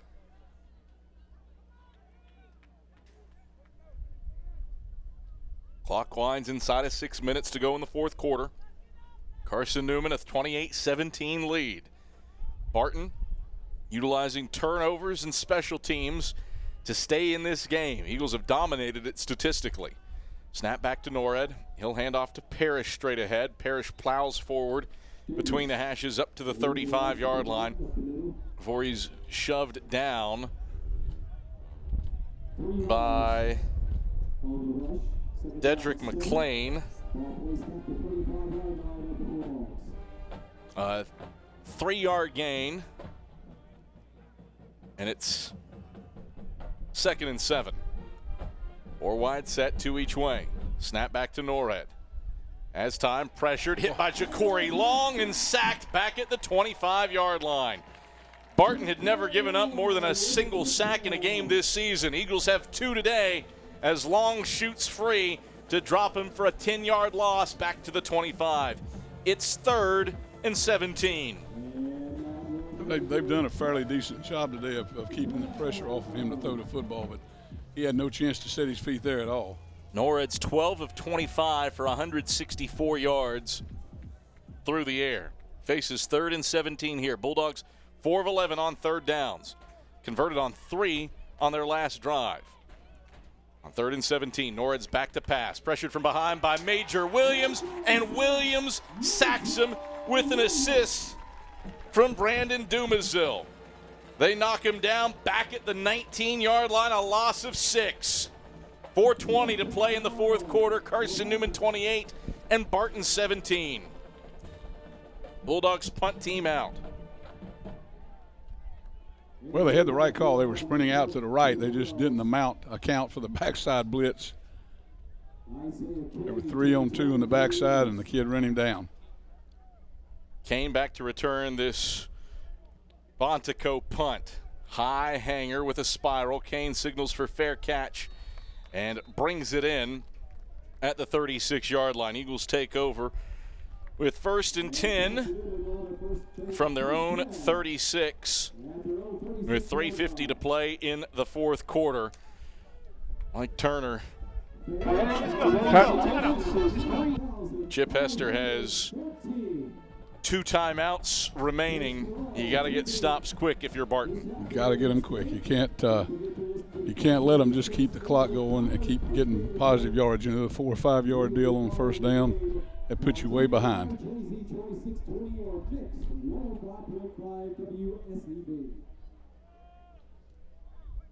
But again, for Carson-Newman to run the midline, run the lead option, that's been their bread and butter today. Eagles bunch everybody in tight for 1st and 10 from their own 36. Sullins the fullback. Whitson turns and gives to him. Sullins steps right and steps free along the right sideline. Sullins, huge gap across midfield, and he's dragged down out of bounds in Barton territory. A flag flies. Dragged down out of bounds down at the 42. Jaden Sullins carves up more yards, 22 yards, and likely more coming as Sullins was dragged down after he was out of bounds. Well, that was a horse collar tackle. And the last couple of years, 2 or 3 years, that's been a very important part of the calls. We'll let this officiating crew sort it out. During the run, personal foul. Face mask, defense number 27, 15 yards from the end of the run, automatic first down. I could go horse collar. I could go late hit out of bounds. I don't think I could go face mask. That's not what I saw. Didn't quite see it that way, no, sir. Regardless, it's 15 yards. Yeah, regardless, the Eagles have it at the Barton 23-yard line now.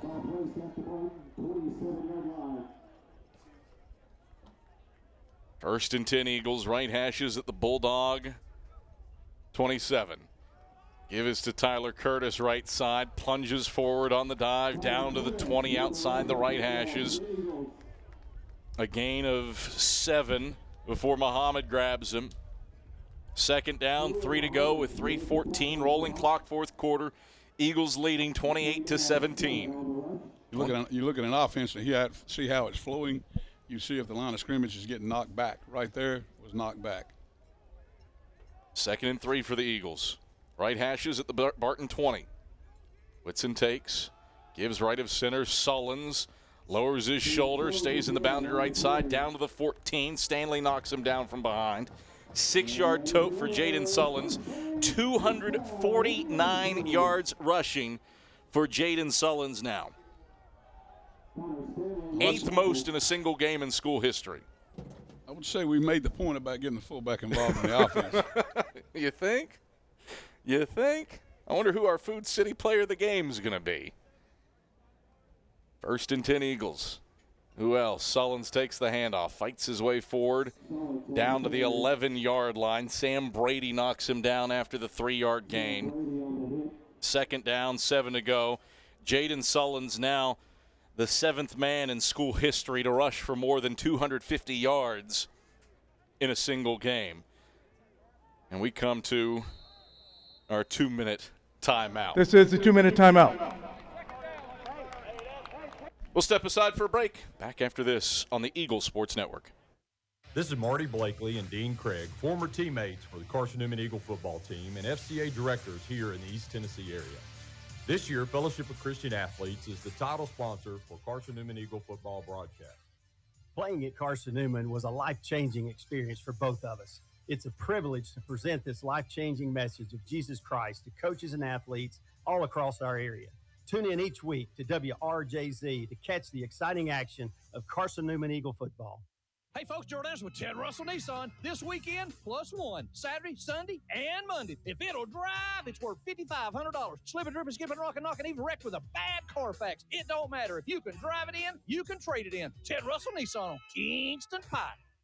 Here we go. If it'll drive, it's worth $5,500. Hey, folks, Jordan's with Ted Russell Nissan, and we're doing it this Saturday, Sunday, and Monday. So before it's too late, bring that old sled to Ted, because you have to be able to drive it in to trade it in. Ted Russell Nissan on Kingston Pike. 2nd and 7 as the Eagles hand off to Sullins straight ahead again. Sullins powers forward between the hashes, down to the 6-yard line for a 5-yard gain. Jaden Sullins, 257 yards on the ground. 6th most in school history. Minute 37 to play in the 4th quarter. Carson-Newman 28 and Barton 17. 3rd down and 2 to go for the Eagles from the Bulldogs 6. Turn and give to Sullins right side. A stiff arm sets the edge, picks up the first down, and dives forward down to the 2 for a first down. Webb, the guy that stops him. Clock will halt for a first down. 1st and goal from the 2 for the Eagles with a 28-17 lead and under 80 seconds to go. He bounced that outside, and there was still no one that ever squared him up. They were all coming from the side. It's amazing. He's getting it up the field, and nobody's flowing fast enough outside to turn it back in. Eagles will drop into the victory formation. And Zane Whitson will take a knee. And Barton will not utilize their timeout, as Carson-Newman will bleed the final seconds off the clock in this one. It has been an overwhelming job for the Eagles on the ground. Sloppy in places with turnovers and some special teams miscue as Whitson takes the 2nd knee, and the final seconds will bleed off the clock in this one. But an all-time great rushing performance by Jaden Sullins. 261 yards on the ground for Sullins. A top 10 rushing performance all time for the Eagles paves the way for Carson-Newman to stay unbeaten and get to 5-0 and 3-0 in South Atlantic Conference play. Mike Turner, buzzer and ball game. Eagles win behind stellar work out of Carson-Newman fullback Jaden Sullins. Well, after the last 2 weeks, I think they came back and they were determined that this was going to happen. They were going to get back on track as far as the option part of their game went. They found out if you'll just be consistent and stay with it, it'll prove to be steady. It'll prove to be effective. But again, you wouldn't say it was a Mona Lisa, but it was pretty close. All right, it was pretty close. Maybe what's a Pablo Picasso? I would think so. But let me tell you something from the blue period. As long as that scoreboard says Eagles one score and the other team is more than the other team has, there's always going to be corrections. And man, can you correct great when you win? There's great opportunities to correct and get people squared away when you win.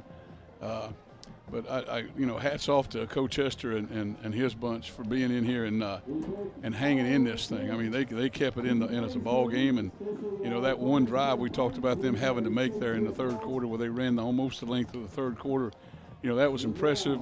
They didn't get any points out of it, and that was probably another little backbreaker to them, but a great effort by them and probably a great opportunity for them to grow. Carson-Newman's now 5-0. That's a tremendous start. Just opportunity to keep getting better. Carson-Newman gets the job done and beats Barton 28-17. Dominant game on the ground for Jaden Sullins. It is officially the 7th most rushing yards in a single game in school history.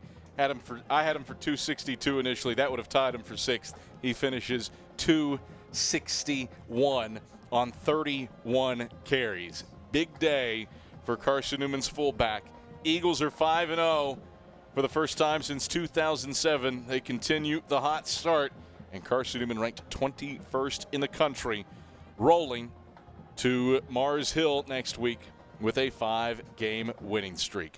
Domino's post-game report headed your way when we come back after this on the Eagle Sports Network. Domino's Pizza in Jefferson City has deals for Carson-Newman students. Bring in your valid student ID when you order for pickup or delivery, and Domino's in Jefferson City will give you a steaming hot large one-topping pizza for $4.99. That's a large one-topping pizza for Carson-Newman students for $4.99 at Domino's in Jeff City. Call 865-471-6700 to order. That's 865-471-6700.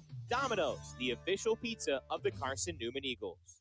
At InterDigital, we strive to be a leading provider of cutting-edge digital and marketing solutions.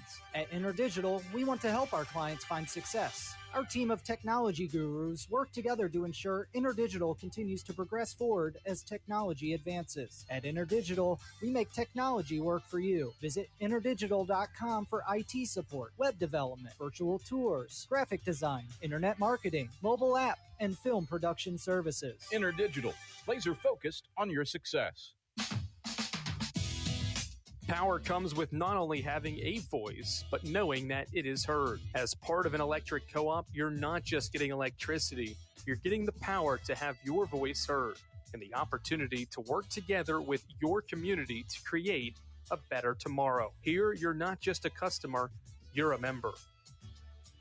AEC, empowering voices just like yours.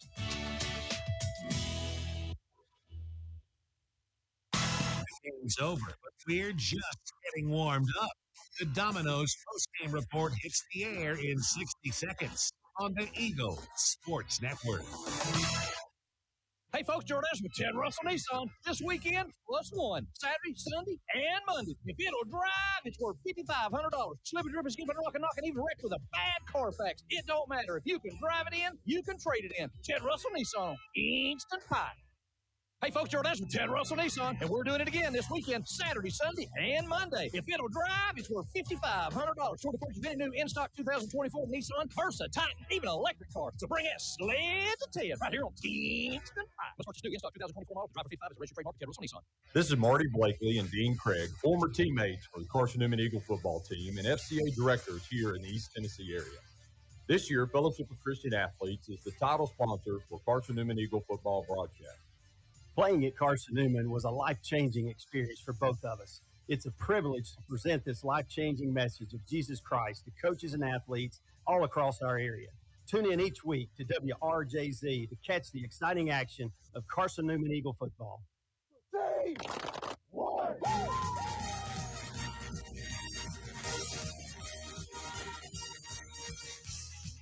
This is the Domino's post-game report on the Eagle Sports Network.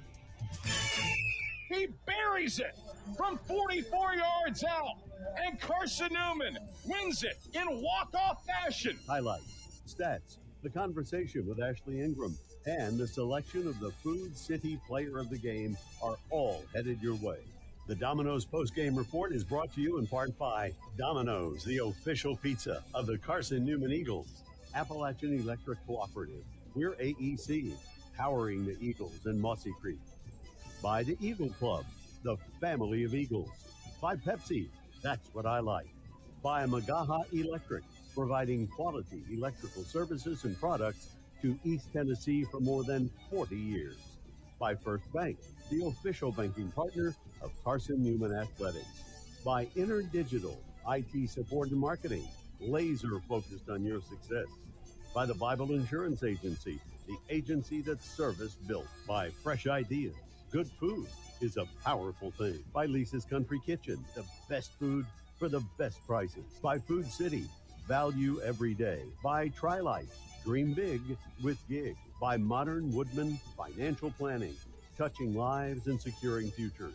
By the Mossy Creek Roasting Company, family-owned and operated coffee, fueling the Burt Tar Stadium press box. And by ShopCNEagles.com, the official online store of the Carson-Newman Eagles. Now, back to the voice of the Eagles, Adam Cavalier. All right, back at Berktar Stadium as Carson-Newman collects a 28-17 win over Barton's Bulldogs. The 21st ranked Eagles stay unbeaten and move to 5-0 and a perfect 3-0 in South Atlantic Conference play. Carson-Newman did it with a withering ground game today. 450 yards rushing for the Eagles, more than 500 yards of total offense on the day for the Eagles. And Carson-Newman is able to just pound the football down the field primarily on the back of Jaden Sullins, who rushes for the 7th most yards in a single game in school history. 31 carries for 261 yards, and it has been a minute since Carson-Newman had a player run the ball 30 times in a game. You got to go back to 2014 when Andy Hibbett had 33 carries for 187 yards in a homecoming win against North Greenville to find the last 30-plus carry day by an Eagle. That was 98 games ago for Carson-Newman. So a rarity for Jaden Sullins to carve up Barton. 31 carries for 261 yards, 8.4 yards a rush for Sullins. He is our Food City player of the game, unsurprisingly, and also the benefactor of our AEC electrifying play of the game for his 78-yard rush that set up Carson-Newman's second score. So Jaden Sullins, our AEC electrifying play of the game. Eagle fans, AEC is your local electric cooperative service you can trust and value, you can depend on. Powering Mossy Creek, we are AEC, powering what matters most. How we got here, Tyler Katz shakes down the drives. Tyler, a lot for you to work with early on, and then really calm down. This was a short second half. Yeah, if you were here for the halftime show, not too much of a change in the scoring summary. Well, you mentioned 261 rushing yards for Sullins, the 7th most all-time. You don't have to go back too far to find the last time a Carson-Newman Eagle rushed for that many. 262 yards by Troy Dendy back in 2021 in a game here in Mossy Creek against Limestone was the last time an Eagle rushed for over 260 yards. That was for now 6th most all-time. Sullins today, 7th most all-time in a single game in school history. Well, this will take us to our scoring summary. And in the first quarter, we thought this was going to be a track meet. Of course, final score, 28-17, Carson-Newman over Barton, if you're just tuning in. Gavari Hightower for the Bulldogs had a 98-yard kickoff return to open the game, made it 7-0 Barton early. On the first play from scrimmage on the ensuing drive for Carson-Newman, Jeremiah Carroll had a 64-yard run into the end zone for a touchdown. We'll take a listen to Adam Cavalier on the call with the Eagles Sports Network. Back is Sullins. They'll fake the toss. It's a reverse to Jeremiah Carroll to the right. Carroll across the 40. He's across midfield. Carroll in a foot race past the 30 and 25. Carroll outrunning everybody. Big time answer. Touchdown, Carson-Newman. And that made it 7-7 a couple plays later. The next drive, on just the third play from scrimmage for Carson-Newman, Tyler Curtis was able to find his way into the end zone with a 2-yard carry after a 78-yard rush by guess who, our Food City player of the game in Jaden Sullins. So that was capped off with a Tyler Curtis 2-yard touchdown rush. Once again, we'll go to Adam Cavalier with the call. Well, there's establishing the running attack again. That's back-to-back big plays off of running the football. One reverse, one run to veer look. First and goal from the 2 for Carson-Newman. Tyler Curtis spells Sullins as the fullback. Man in motion, Bradley. Whitson takes, gives, dive, Curtis. Curtis powering forward. Curtis mauls his way into the end zone. Touchdown, Carson-Newman. And that was Adam Cavalier and his color analyst Mike Turner on the call earlier today. That Curtis touchdown made it 14-7 Carson-Newman. Barton would add a 46-yard field goal from Andrew Bonico. That made it 14-10. Second quarter, Barton their play of the game, Matthew Leach returned an 80-yard strip sack fumble for a touchdown. And again, we'll go to Adam Cavalier on the call as Zane Whitson was strip sacked, the big play of the game for Barton. 16-14 Bulldogs with 11:04 to play in the second quarter. And Barton was able to return that for the score. That made it 14-17 Barton. That's the last time the Bulldogs would have the lead, as late in the second quarter, it was guess who yet again, our Food City player of the game, Jaden Sullins, bullied his way into the end zone with a 13-yard touchdown carry with the extra point that made it 21-17. That ended up being our game-winning score. And one more time, we'll go to our broadcaster and Adam Cavalier, who had the call on the Jaden Sullins 13-yard touchdown run. 47 yards on this drive, no passes. They've got it 1st and 10, left hashes at the Barton 13. Trailing 17-14 with 6:40 to play in the second quarter. 10th play of the drive coming up for the Eagles. Single receiver to the wide side right. Whitson takes, will give Sullins right side. High steps to the 5. Sullins spins around. Sullins is into the end zone. Touchdown, Carson-Newman. In the second half, just one score would occur on a modified tush-push when Zane Whitson ran into the end zone from really the half-yard line, was ruled as a 1-yard touchdown carry about halfway through the third quarter. That brought us to a 28-17 score.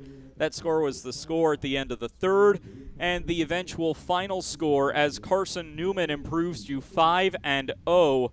3-0 in the South Atlantic Conference, and now looks ahead to another road trip against the Lions of Mars Hill next week. So our AEC electrifying play of the game, a 78-yard rush by Jaden Sullins that set up a Tyler Curtis 2-yard touchdown on the ensuing play.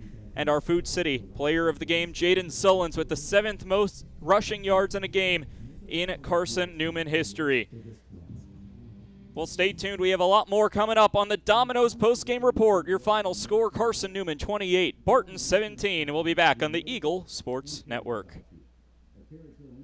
Insurance, it's about people, not things. It's about security. It's about confidence. It's about relationships. It's about trust. It's about you. As a local independent agent, Bible Insurance Agency can design an insurance program that's just right for you and your family. Give the people you love safe, sound, secure protection from Auto Owners Insurance. Call Bible Insurance Agency, 423-586-4320, or go by 1600 East Andrew Johnson Highway in Morristown. Dorm food got you down? Need a home-cooked meal?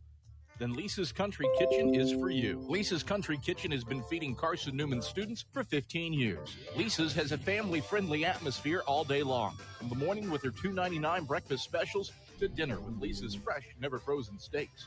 Carson-Newman students get a 10% discount with their student ID.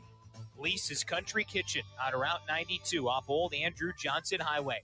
The best food for the best prices.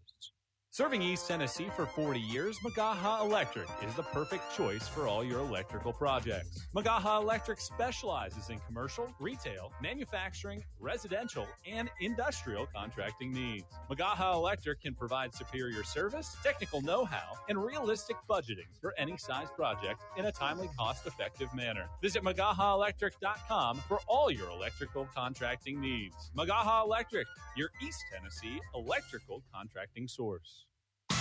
Back to the gridiron in 60 seconds. One play, 80 yards, and the Eagles are off first. On the Eagles Sports Network.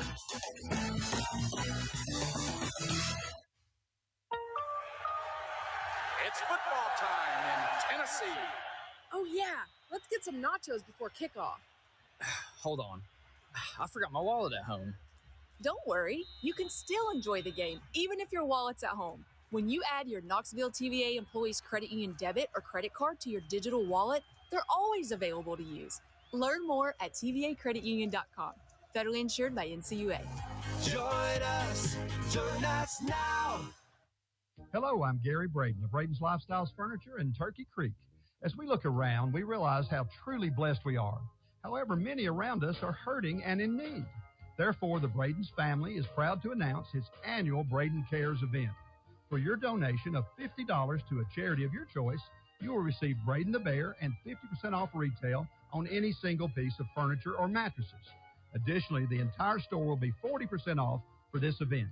And as always, thank you and enjoy the sale.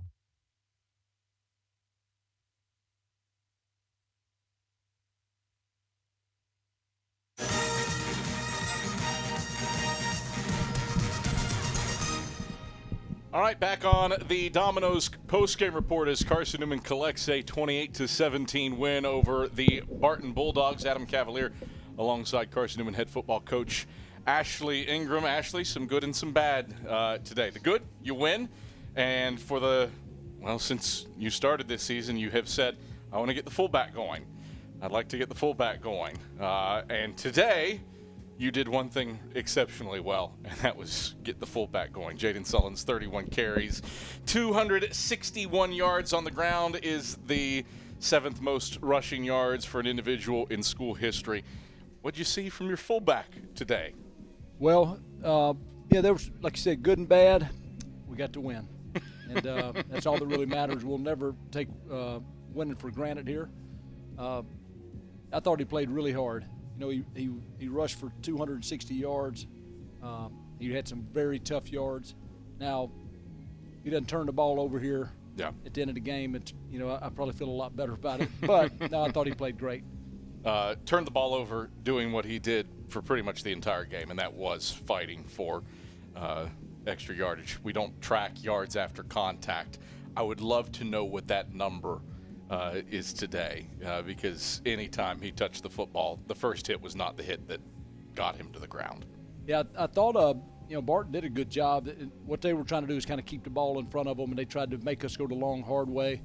And we were content with giving it to him. They were going to kind of keep giving us a few things there. So, no, he played hard. I've always thought he's going to have a chance to be really good. Be back, just what people were doing against us, just give it an opportunity to get it to him. And so we're developing a little bit of our inside running game, and we can take advantage of him a little more now. The bad from this game: give up a scoop and score, give up a kickoff return for a touchdown. Had some moments. 28-17 does not feel like what the final score for this game should be. Looking at it statistically, you held Barton to 13 first downs. They didn't convert a third down until the third quarter. They had fewer than 200 yards of total offense. Doesn't feel like it should be an 11-point game, and yet miscues is what makes this an 11-point game. Yeah, I just told you guys is that we played a little bit like the way we practiced this week. So, we've had 2 very emotional games and 2 tight games the weeks before. We don't, I'm not going to make excuses for them. We didn't have it this week in practice. We warned them. We were screaming from the mountaintops. We start the game with a kickoff return for a touchdown. A little later in the first half, we're going in to score, and Zane very, very careless with the ball. He just drops it, and they scoop and score. And then we have a chance at the end with Jaden to score another touchdown. We're driving down, so we give them to give them credit on the kickoff return. Obviously, they scoop and score. There's 14.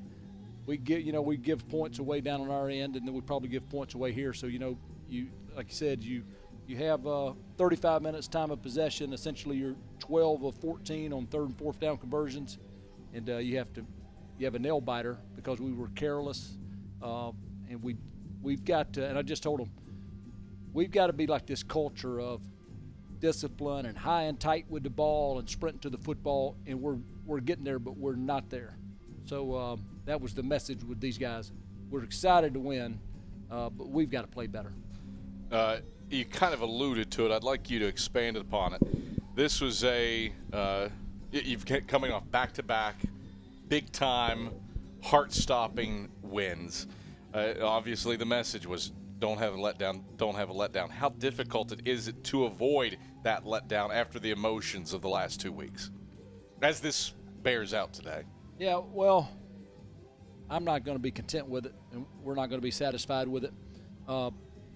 There's human nature. It is what it is, but we were trying to guard against it. The way the game unfolded is actually like I'm an O-line guy. It's like beauty. just grind it out and grind it out and grind it out, grind it out. It would have been as beautiful a game as we've played if you take away 2 or 3 plays. I thought that was the first time that we ran the football, okay, and controlled the flow of the game. The last few weeks we've kind of had to win with play action pass and people being over aggressive in the run game. They were not, and they were going to make us run it, and we said, okay, well, we'll run it. So we'll do whatever people are going to give us, and so. I think probably the top thing today, you didn't have a tackle for loss allowed. No negative rushing plays. Is this just a matter of, hey, things are starting to come together for your offensive front, and not that the buy-in hasn't been there, the understanding, I suppose, continues to grow week by week? Yeah, I think understanding, development, we get a little crisper, a little faster running plays. I was excited to see that. Again, they didn't give us anything in the pass game. They were much less aggressive than what we've seen. And what my fear was, and I'd mentioned this, the last couple of weeks, if they weren't as aggressive in the pass game, and if they didn't give us opportunities to hit those play action passes, didn't know if we were good enough offensively to win. We showed a lot of improvement running the fullback. Zane made some great reads. Again, I thought this was a beautiful game. I'd take this all day, every day. If we could minus 3 or 4 plays, well, you can't minus 3 or 4 plays. We got to get better from those and learn from those things. Responses to adversity today were stout as they have been all season long. You brought up the kickoff return for a touchdown. Well, your response was to hit Jeremiah Carroll for a 64-yard reverse. How proud are you of this team? When something negative did happen, you hit back, and you hit back heavy. No, they were great, and they played hard. And the mistakes we made, I did say some things to them. I got a little heated with a few of them, but I didn't have to because they knew. So we're at a point now where they know the deal. And, no, it was good. We responded. They had under 200 yards offense. Yeah. I mean, that's good defense. And, we did a lot of great things on offense. And, again, we just won. We're 5-0. And, to be in our first season and establishing an offense that is really, really complex and really tough, and it's totally different than what any of our kids have done. And we're starting 3 freshman linemen. We moved a slot receiver to fullback, and he just rushed for 261. 261. So we're doing a lot of good things. We just have to keep getting better. We hope the road is clear to Mars Hill next week. Mars Hill was able to get out and is playing at Newberry right now. We presume that the game against the Lions happens next week. All things considered, with all the weather that hit last week, what do you have to do to get ready for Tim Clifton's Mountain Lions Club? Well, Coach Clifton's a good coach, a super well coached, physical team, tough team. We're just going to have to play better than what we played today, or we won't have a chance to win over there. Now, we did a lot of good things that if we can continue to do those things and build upon it, it'll give us a chance. But he's obviously he's got a great program there. He's been there for a very long time. Got a lot of respect for their program, and we'll approach it day by day, and we'll have to be at our best to have a chance to win. Ashley, pleasure as always. Congrats on moving to 5-0. Go Eagles. That is Carson-Newman head football coach Ashley Ingram. Domino's postgame report rolls on after this. Player interviews headed your way. We come back after this on the Eagles Sports Network. The #1 source for Carson-Newman athletics gear, shopseeandeagles.com, where you can find gear from Adidas, Columbia, Nike, and Under Armour. Shirts, jerseys, sweatshirts, shorts, pants, hats, and scarves.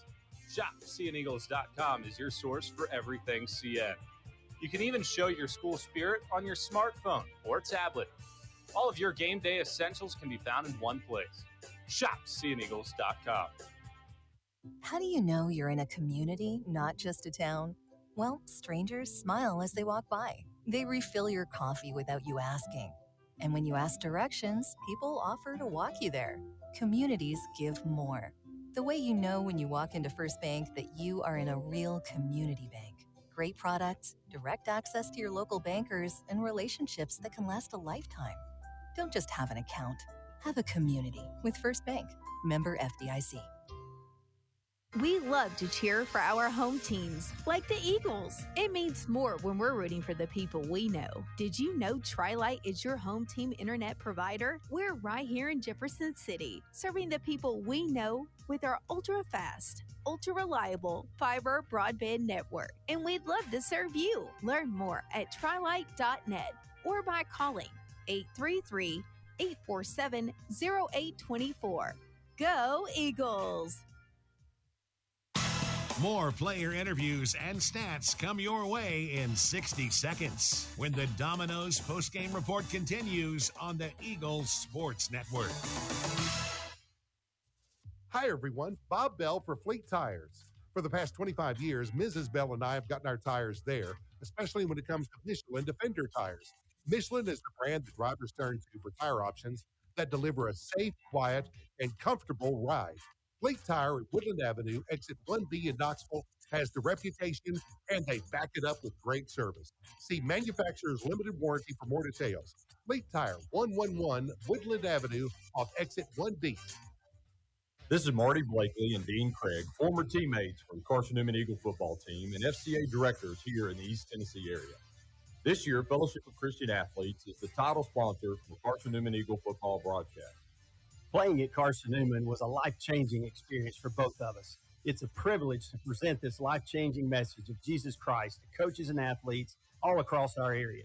Tune in each week to WRJZ to catch the exciting action of Carson-Newman Eagle football. You're listening to WRJC Knoxville, Joy 620, FM 102.5 in Knoxville, FM 99.5 in Sevierville, the home of Carson-Newman Eagles football.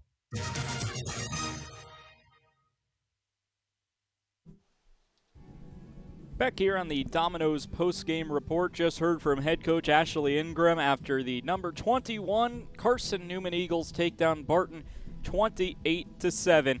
Well, we're going to take a look at some player interviews and what we've seen from Carson-Newman thus far. We'll send it down first to Andrew Rogers with our Food City Player of the Game in Jaden Sullins. Andrew Rogers here with Food City Player of the Game, Jaden Sullins. He rushes for 261 yards, the seventh most ever by a Carson-Newman running back. And Carson-Newman's 28-17 win over Barton. Jaden, 31 carries in this game. It seemed like from carry 1 to carry 31, you were running through tacklers, breaking them off, and walk me through all 31 of your carries in this one to have one of the best rushing performances in school history. You know, as the game went on, I started getting a rhythm for it. Guys up front blocked really well. Guys on the perimeter did as well, and then broke a few tackles and was able to get the yardage I needed to. Certainly got it early. The big 78-yarder that had you down at the 2-yard line ended up setting up your teammate Tyler Curtis to score the touchdown. What did you see working early with the fullback dive that at times this year has been good, but in this game certainly really excelled? Well, as you see it more and more game to game, you start adjusting to what you need to do to get through the holes and make the right cuts and reads. And I just got to finish there. I got to get in the end zone, but shout out to TC for finishing off the job. Certainly your offensive line paved way for other players as well, but what did you see from your front five that allowed you to get space initially to then be able to set you up for bigger runs that saw your ability to break tackles? It's all about adjusting throughout the game. You know, you figure out what they're about to do, and then they made the right block every time. I mean, I felt like I had somewhere to go. All I had to do was make a few people miss, and then that's it. I mentioned at the beginning of the interview, but it seemed like you got better as the game went on. Why did you get better and stronger with your runs as the game progressed? You get more comfortable, and you get used to getting hit, and then you figure out how to get away from the guys, how to bounce off the guys, and then you almost go into like a beast mode. Instead, people try to bring you down, and you just throw them off of you and keep going.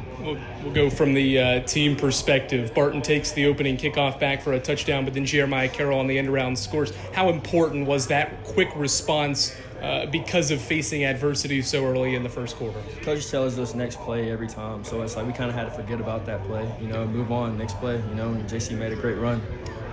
How's the body after 31 carries? Obviously, it's a lot of hard hits from the opponent. How's it feel? I'm sure later I'll feel it more, but right now I'm just excited we won. I mean, throughout the game I was getting tired, but, you had TC come in and replace me and did what he needed to do until I got back in there. So. All right, what's it take to continue this quality start 5-0 for the first time since 2007? Supposed to go on the road next week. What's it going to take in the next week to get ready for Mars Hill? We got to worry about ourselves. We got a lot to clean up. I fumbled, so it's just one of those things, high and tight, get the ball right.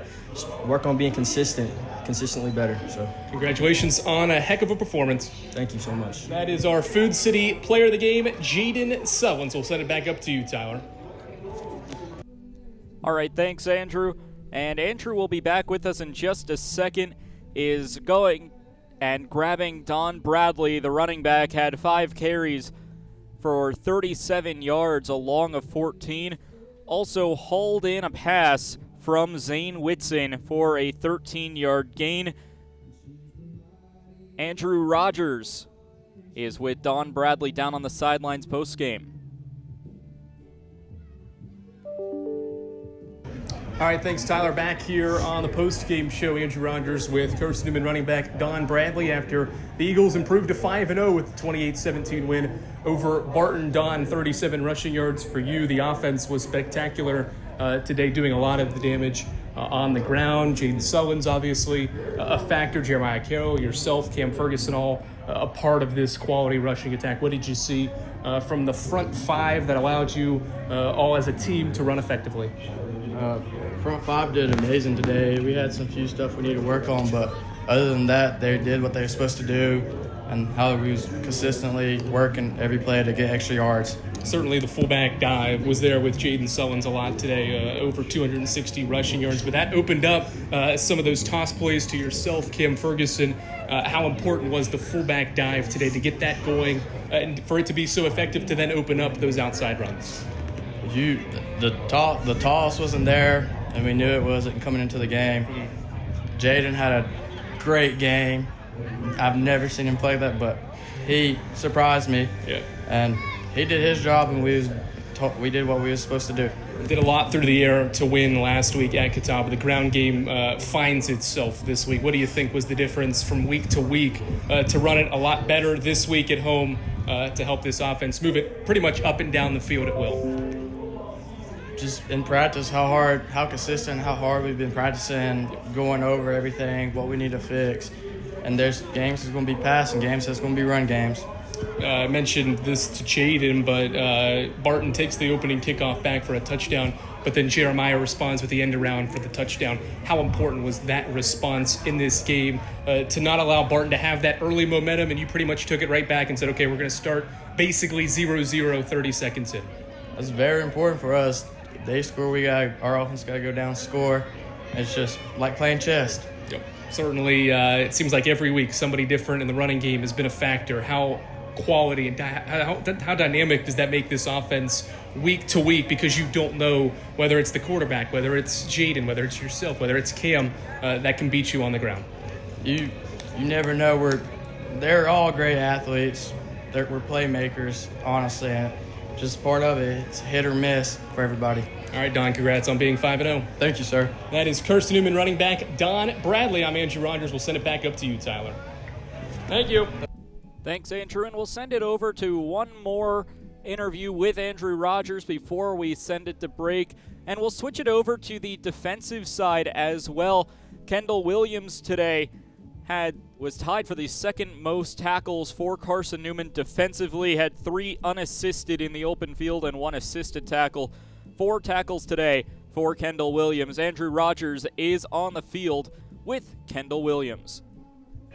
All right, we continue on with the Domino's post-game report. Andrew Rogers now standing alongside Carson-Newman defensive back Kendall Williams after Carson-Newman's 11-point win over Barton. Kendall, the defense, once again, pretty solid today. The scoreboard shows 17 points, but the defense only allowed 3, did not give up a touchdown. It was a kick return touchdown and then a defensive touchdown for the Bulldogs. Why was this defense secondary from the linebackers to the defensive line such an impact and made such a quality performance today? I think we made an impact from last week. We gave up a lot of plays that we shouldn't have gave up last week. We went back into the film room this weekend we just fixed those plays and you see 3 points. Had a couple of sacks. Ja'Cory Long, I think Major Williams had the other one. It's a Barton team that hadn't allowed multiple sacks in a game this year. Credit to the secondary for holding up to not allow any openings, but why was the front seven so effective up there? All week on film, we seen that we could get a good pushback on them. So all week we were just, telling our D-line, get a pushback. So it showed today. I want to talk specifically third quarter because that was a quick second half. I think Barton had the football twice. The first one was well over 10 minutes. They had to settle for a field goal. They didn't make it. Why was the defense so effective to bend, but not to break when you were out there for so long and so many plays?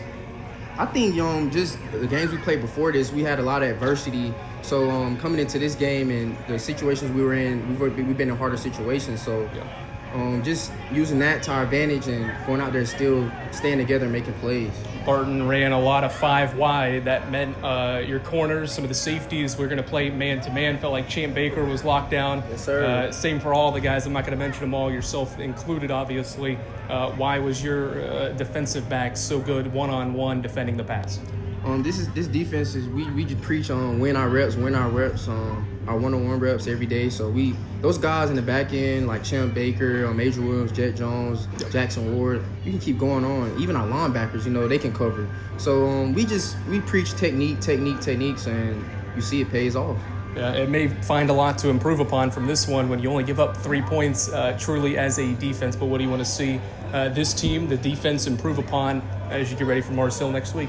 Just fixing the little minor cues that we, kind of had hiccups on this week and getting ready for Mars Hill, just cleaning everything up. All right, congrats on a 5-0 start. Thank you. That is senior defensive back Kendall Williams. I'm Andrew Rogers here on the Eagles Sports Network. Tyler, we'll send it back up to you. Thanks, Andrew. Well, we'll send it to break. Coming up, we have the Shop CN Eagles sack scoreboard, a couple more player interviews, and some final thoughts and analysis before we send you on your way. The Domino's postgame report continues next on the Eagles Sports Network. Domino's Pizza in Jefferson City and Morristown wants to help feed your business. When you're hungry at lunch, show your business card at Domino's in Jefferson City and Morristown when you make your purchase for pickup or delivery to get 25% off the entire order. That's 25% off your order at Domino's in Jeff City and Morristown when you show your business card. Call 865-471-6700 to get a pizza. Domino's, the official pizza of the Carson-Newman Eagles. Looking to make your home more comfortable and affordable? Maybe with a new electric heat pump or new attic insulation? And don't forget new doors and windows. AEC is here to help. We have a quality contractor network, easy financing, and incentives for home upgrades. Plus, AEC carefully inspects every job to ensure the highest quality satisfaction. Visit our website at aeccoop.org for applications, contractor lists, and more details. AEC, power what matters most. This is Carson-Newman men's basketball alum Taylor Hawkins. I want to help your family secure its financial future. I'm with Modern Woodman Financial Planning, where we touch lives and secure futures. Let Modern Woodman protect your family's financial security through life insurance, retirement planning, and financial services. You can contact me, Taylor Hawkins, at cneagles.com/Modern Woodman. That's cneagles.com/Modern Woodman. Help secure your family's financial future through Modern Woodman Financial Planning. This is the Eagles Sports Network. Back to the field after 60 seconds from your local stations. Hey folks, Jordan's with Ted Russell Nissan. This weekend, +1. Saturday, Sunday, and Monday. If it'll drive, it's worth $5,500. Slipping, dripping, skipping, rocking, knocking, even wrecked with a bad Carfax. It don't matter. If you can drive it in, you can trade it in. Ted Russell Nissan on Kingston Pike. Hey folks, Jordan's with Ted Russell Nissan, and we're doing it again this weekend, Saturday, Sunday, and Monday. If it'll drive, it's worth $5,500. Sure to purchase any new in-stock 2024 Nissan, Versa, Titan, even an electric car. So bring that sled to Ted right here on Kingston Pike. Let's purchase new in-stock 2024 model. The driver 55 is a registered trademark of Ted Russell Nissan. It's football time in Tennessee. Oh, yeah. Let's get some nachos before kickoff. Hold on. I forgot my wallet at home. Don't worry. You can still enjoy the game, even if your wallet's at home. When you add your Knoxville TVA Employees Credit Union debit or credit card to your digital wallet, they're always available to use. Learn more at tvacreditunion.com. Federally insured by NCUA. Join us now. Back here on the Domino's post-game report, Tyler Katz with you, joined in a second by Andrew Rogers. Carson-Newman winners today, 28 to 17 over Barton to improve to 5-0 for the first time since 2007. 3-0 in SAC play with the win over Piedmont School in Barton College. Andrew Rogers is standing by with offensive lineman redshirt freshman Garrett Rice. Andrew. All right, Carson-Newman takes down Barton 28 to 17. We continue on with Garrett Rice, part of the offensive line. I'm Andrew Rogers, and this is the Eagles Sports Network. Garrett, starting as a center, as a freshman, and one of the better days you'll be a part of as an offensive line. You help pave the way for 450 rushing yards, 500 offensive yards as a team. Why were you guys, yourself specifically, able to win up front a lot today? You know, like, as a group, we've been working really hard this week. You know, like, scout team guys, they've been pushing us, making sure, you know, really trying to bring out the best of ourselves, you know. And our offense line coach, Coach T, he really pushes us every day and makes sure that, you know, we're efficient with everything we do. All right, certainly as the center, you're a big component, probably the main component of the inside run game, specifically the fullback handoffs that Jaden Sullins got 31 times in this game. Why was the dive so effective in today's game? Well, you know, mainly getting movement up front. That's why, you know, we're mainly able to get, you know, 31 carries, you know, get so many yards. Yeah. Just getting all that movement, because without movement, you know, you're not going to be able to move the ball. Simple as that. A lot of different guys have had really good days on the ground. Cam Ferguson, Don Bradley. Today it's Jaden Sullins. How dynamic does that make? Certainly you're going to do your job regardless who has the football, but with so many weapons, the quarterback included, to run the football, how dynamic does that make the offense? Very dynamic. You know, if we can build, obviously we run triple option. You know, we got to be able to run the ball a lot. But, you know, also being able to pass the ball some, that's a very dangerous weapon that we can use. But, you know, we should be able to run the ball a lot better than we can pass. But, you know, it's very dynamic. There was only a combined 5 possessions in the second half, so ball control was really the key in order, especially the defense too. But why was this ground game consistently really good, carrying over from the first half to be able to sustain drives to hold off the Bulldogs in the second half? Well, mainly because, you know, we were mainly trying to just get the ball going, get it moving, and just trying to score touchdowns. Yep. Simple as that. All right, congrats on starting 5-0 in the win today. Thank you, sir. That is freshman center Garrett Rice. I'm Andrew Rogers on the Eagles Sports Network. We'll send it back up to you, Tyler. Thank you, Andrew, and we'll send it back down to Andrew one more time, and I want to take a look at a defensive player. Andrew's grabbing Ja'Cory Long, who is tied for the team lead in tackles with Mekhi Brown with 5. However, Ja'Cory Long probably the defensive player of the game for Carson-Newman today. Among those 5 tackles was a big sack on Barton's quarterback. We'll send it back down to Andrew Rogers one final time with Ja'Cory Long. Carson-Newman takes down Barton 28 to 17. I'm Andrew Rogers, and this is senior defensive end Ja'Cory Long on the Eagles Sports Network. Ja'Cory, quality day, really good day. In fact, for the defense, you guys only allow 3 points to a quality Barton offense today. Why was the defense from snap 1 to the final snap to force them to punt and a comeback effort so effective in the win today? Well, it started on Monday, really. Before the previous game, or after the previous game, we told ourselves we was going to come in, you know, fix up a couple of rough ends around the edges. And, you know, we're just going to commit to the run and get them in positions where we want, and then we'll chase the passer after that. All right, you had one of the team's 2 sacks today. I'm pretty sure Barton only had 1 sack allowed in each of their first 4 games this year. So the first team, you guys are, your defense, to get multiple sacks in a game. Why were you guys able to get in the backfield and pressure the quarterback and not allow him to sit back there and dissect the field? It started with Coach Slade. He scripted up a lot of great plays for us. And we got guys like Major and McCoy coming off the edge. So when they come off the edge, come back and relieve the defensive line and make some plays. And so I was able to come across the end and then all the way to the A-gap and try to sneak in and make a play. Third down defense was a lot better from last week. Ottawa converted a lot of impressive third downs. Different story this week. Why was the defense able to force Barton into long third downs, but then able to execute and force them into fourth downs and punts? Well, Barton has a pretty good offense, like you said. So we're just trying our best to, limit their big plays. Yep. And we're trying our best to get after them, really. Did a really good job in the second half, in a low-possession second half. Barton was out there forever, it felt like, offensively in their first drive and a half. It went into the fourth quarter. But your defense bent but did not break.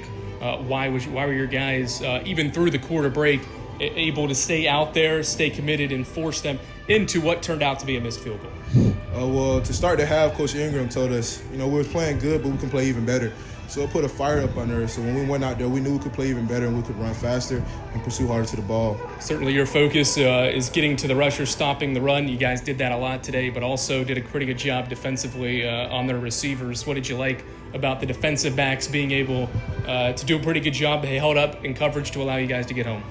Well, our defensive guys are all conference guys. All of them got loads of experience with each other. All of them are older guys. So we know if they give a pass or what, we know we're going to trust them to make the play next time. All right, certainly when you only give up 3 points and you don't give up an offensive touchdown, you got to be pretty impressed. But where do you want to see this team continue to improve and build upon what is a really good start for the defense, but also for this team being 5-0? I mean, it'll start in practice. So on this upcoming Monday, maybe Sunday, we get in the film, watch what we can do better, and just critique our errors. All right, Ja'Cory, congrats on another sack and a 5-0 start. Thank you. That is senior defensive end Ja'Cory Long. I'm Andrew Rogers here on the Eagle Sports Network. We'll send it back up to you, Tyler. Appreciate it as always, Andrew, and great stuff as well. 28-17, Carson-Newman over Barton today.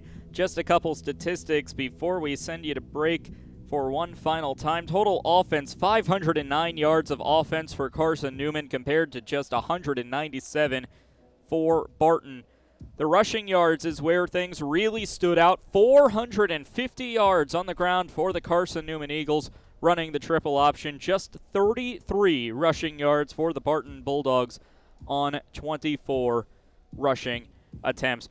And our Food City player of the game, we've mentioned it before, we'll say it again, Jaden Sullen, 7th most rushing yards in a game in Carson-Newman program history.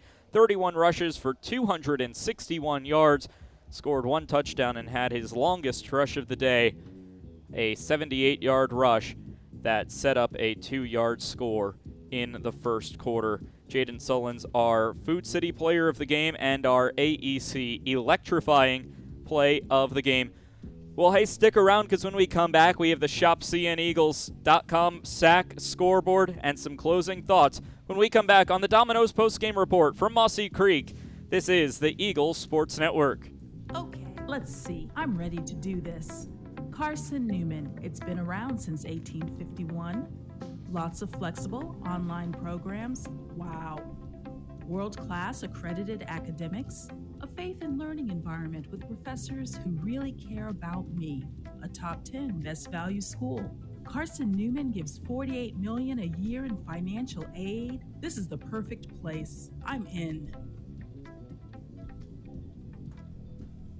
We love to cheer for our home teams, like the Eagles. It means more when we're rooting for the people we know. Did you know Tri-Lite is your home team internet provider? We're right here in Jefferson City, serving the people we know with our ultra-fast, ultra-reliable fiber broadband network. And we'd love to serve you. Learn more at trilite.net or by calling 833-847-0824. Go Eagles! There's new fresh ideas on campus. From Chick-fil-A to Maples Coffee to Saboreo's, Fresh Ideas has tons of high-quality dining options for whatever taste you may need. Saboreo's is open Monday through Friday for lunch and dinner and the Health Sciences Building. Saboreo's features all your Mexican favorites, from burritos to nachos to quesadillas to tacos to anything you can think of in a tortilla. Follow Fresh Ideas on Instagram at Carson-Newman Dining. A check of the ShopCNEagles.com sack scoreboard is next. This is the Eagles Sports Network. Hi, everyone. Bob Bell for Fleet Tires. For the past 25 years, Mrs. Bell and I have gotten our tires there, especially when it comes to Michelin Defender tires. Michelin is the brand that drivers turn to for tire options that deliver a safe, quiet, and comfortable ride. Fleet Tire at Woodland Avenue, exit 1B in Knoxville, has the reputation and they back it up with great service. See manufacturer's limited warranty for more details. Fleet Tire, 111 Woodland Avenue off exit 1B. It's football time in Tennessee. Oh, yeah. Let's get some nachos before kickoff. Hold on. I forgot my wallet at home. Don't worry. You can still enjoy the game, even if your wallet's at home. When you add your Knoxville TVA Employees Credit Union debit or credit card to your digital wallet, they're always available to use. Learn more at tvacreditunion.com. Federally insured by NCUA. Join us now. Back one final time here on the Domino's post-game report as we'll take a look at the ShopCNEagles.com SAC scoreboard, and we'll start with the game here at Berktar Stadium. Number 21, Carson-Newman takes down Barton 28-17 to advance to 5-0 for the first time since all the way back in 2007. 3-0 in South Atlantic Conference play with a win over Barton in Barton's first trip to Mossy Creek. Taking a look around the SAC, and we got a big upset alert. Number 6 in the country, Lenore-Rhine, goes down on the road to Emory and Henry. 31-20, the Wasp over the Bears, leaving Carson-Newman as the lone team atop the SAC standings, regardless of the divisions. Carson-Newman now atop the SAC overall and atop the Mountain Division as well, with Emory and Henry's big upset of number 6 Lenore-Rhine, 31-20. Over at Lakeway Christian Academy, the temporary home for the Tusculum Pioneers, the Saints came marching in, taking down Tusculum 49-21. Down go the Pioneers. Over in Wise, Wingate has shut out the Highland Cavaliers 33-0. 10 minutes, 28 seconds remain in the fourth quarter at Wingate. And Mars Hill will take down Newberry 34-9. A couple other scores of interest around the country taking us outside of the SAC. 2 top 25 teams are playing in Indiana, Pennsylvania. The IUP Crimson Hawks lead Slippery Rock 26-21 late in the fourth quarter, and the number 1 team in the country, Harding, continues to roll on, leading Southwest Oklahoma State 36-3 at the half. So that's your ShopCNEagles.com top 25 and SAC scoreboard, as that will about do it for us here from Mossy Creek. Carson-Newman winners over Barton 28-17. The next game for Carson-Newman next Saturday, a 1 o'clock kick at Mars Hill to take on the Lions.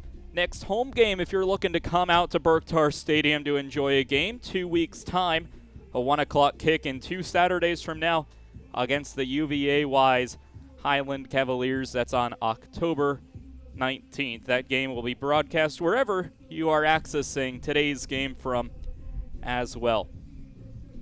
So that'll about do it for our camera operators, Kennedy Goins, Emma Bowling, Itzy Ayala, Maddie Pardue, and Joshua Butts. For our replay operator, Jay West, director Ian Johnson, and back in the studio, our man Dave Clabo, controlling the switches for our color commentator today, Mike Turner, and our play-by-play man, Cav the man, Adam Cavalier. I'm Tyler Katz saying so long from Mossy Creek. Your final score one more time. Carson-Newman, number 21 in the country, 28.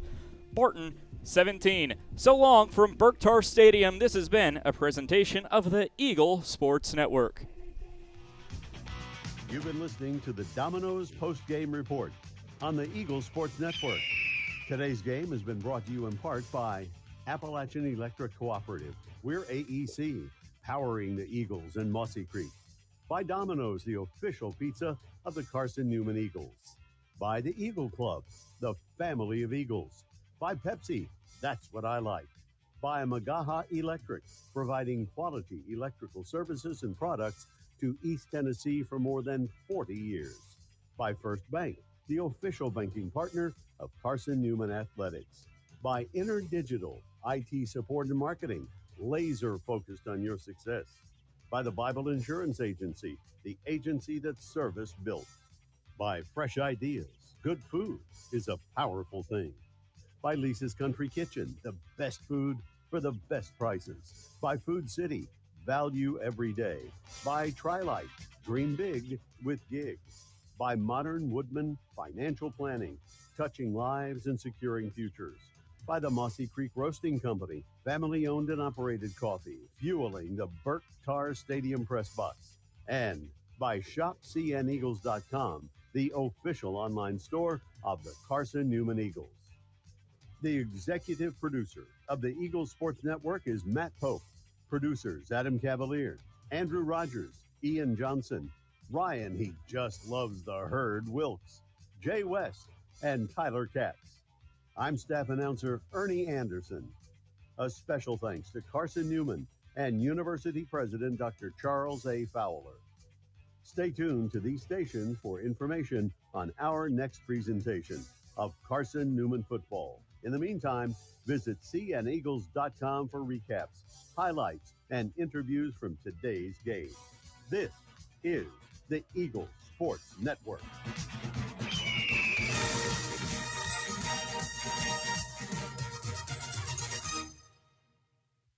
We want to remind you that October is Clergy Appreciation Month. Hebrews 13:17 says, "Have confidence in your leaders and submit to their authority, because they keep watch over you as those who must give an account. Do this so that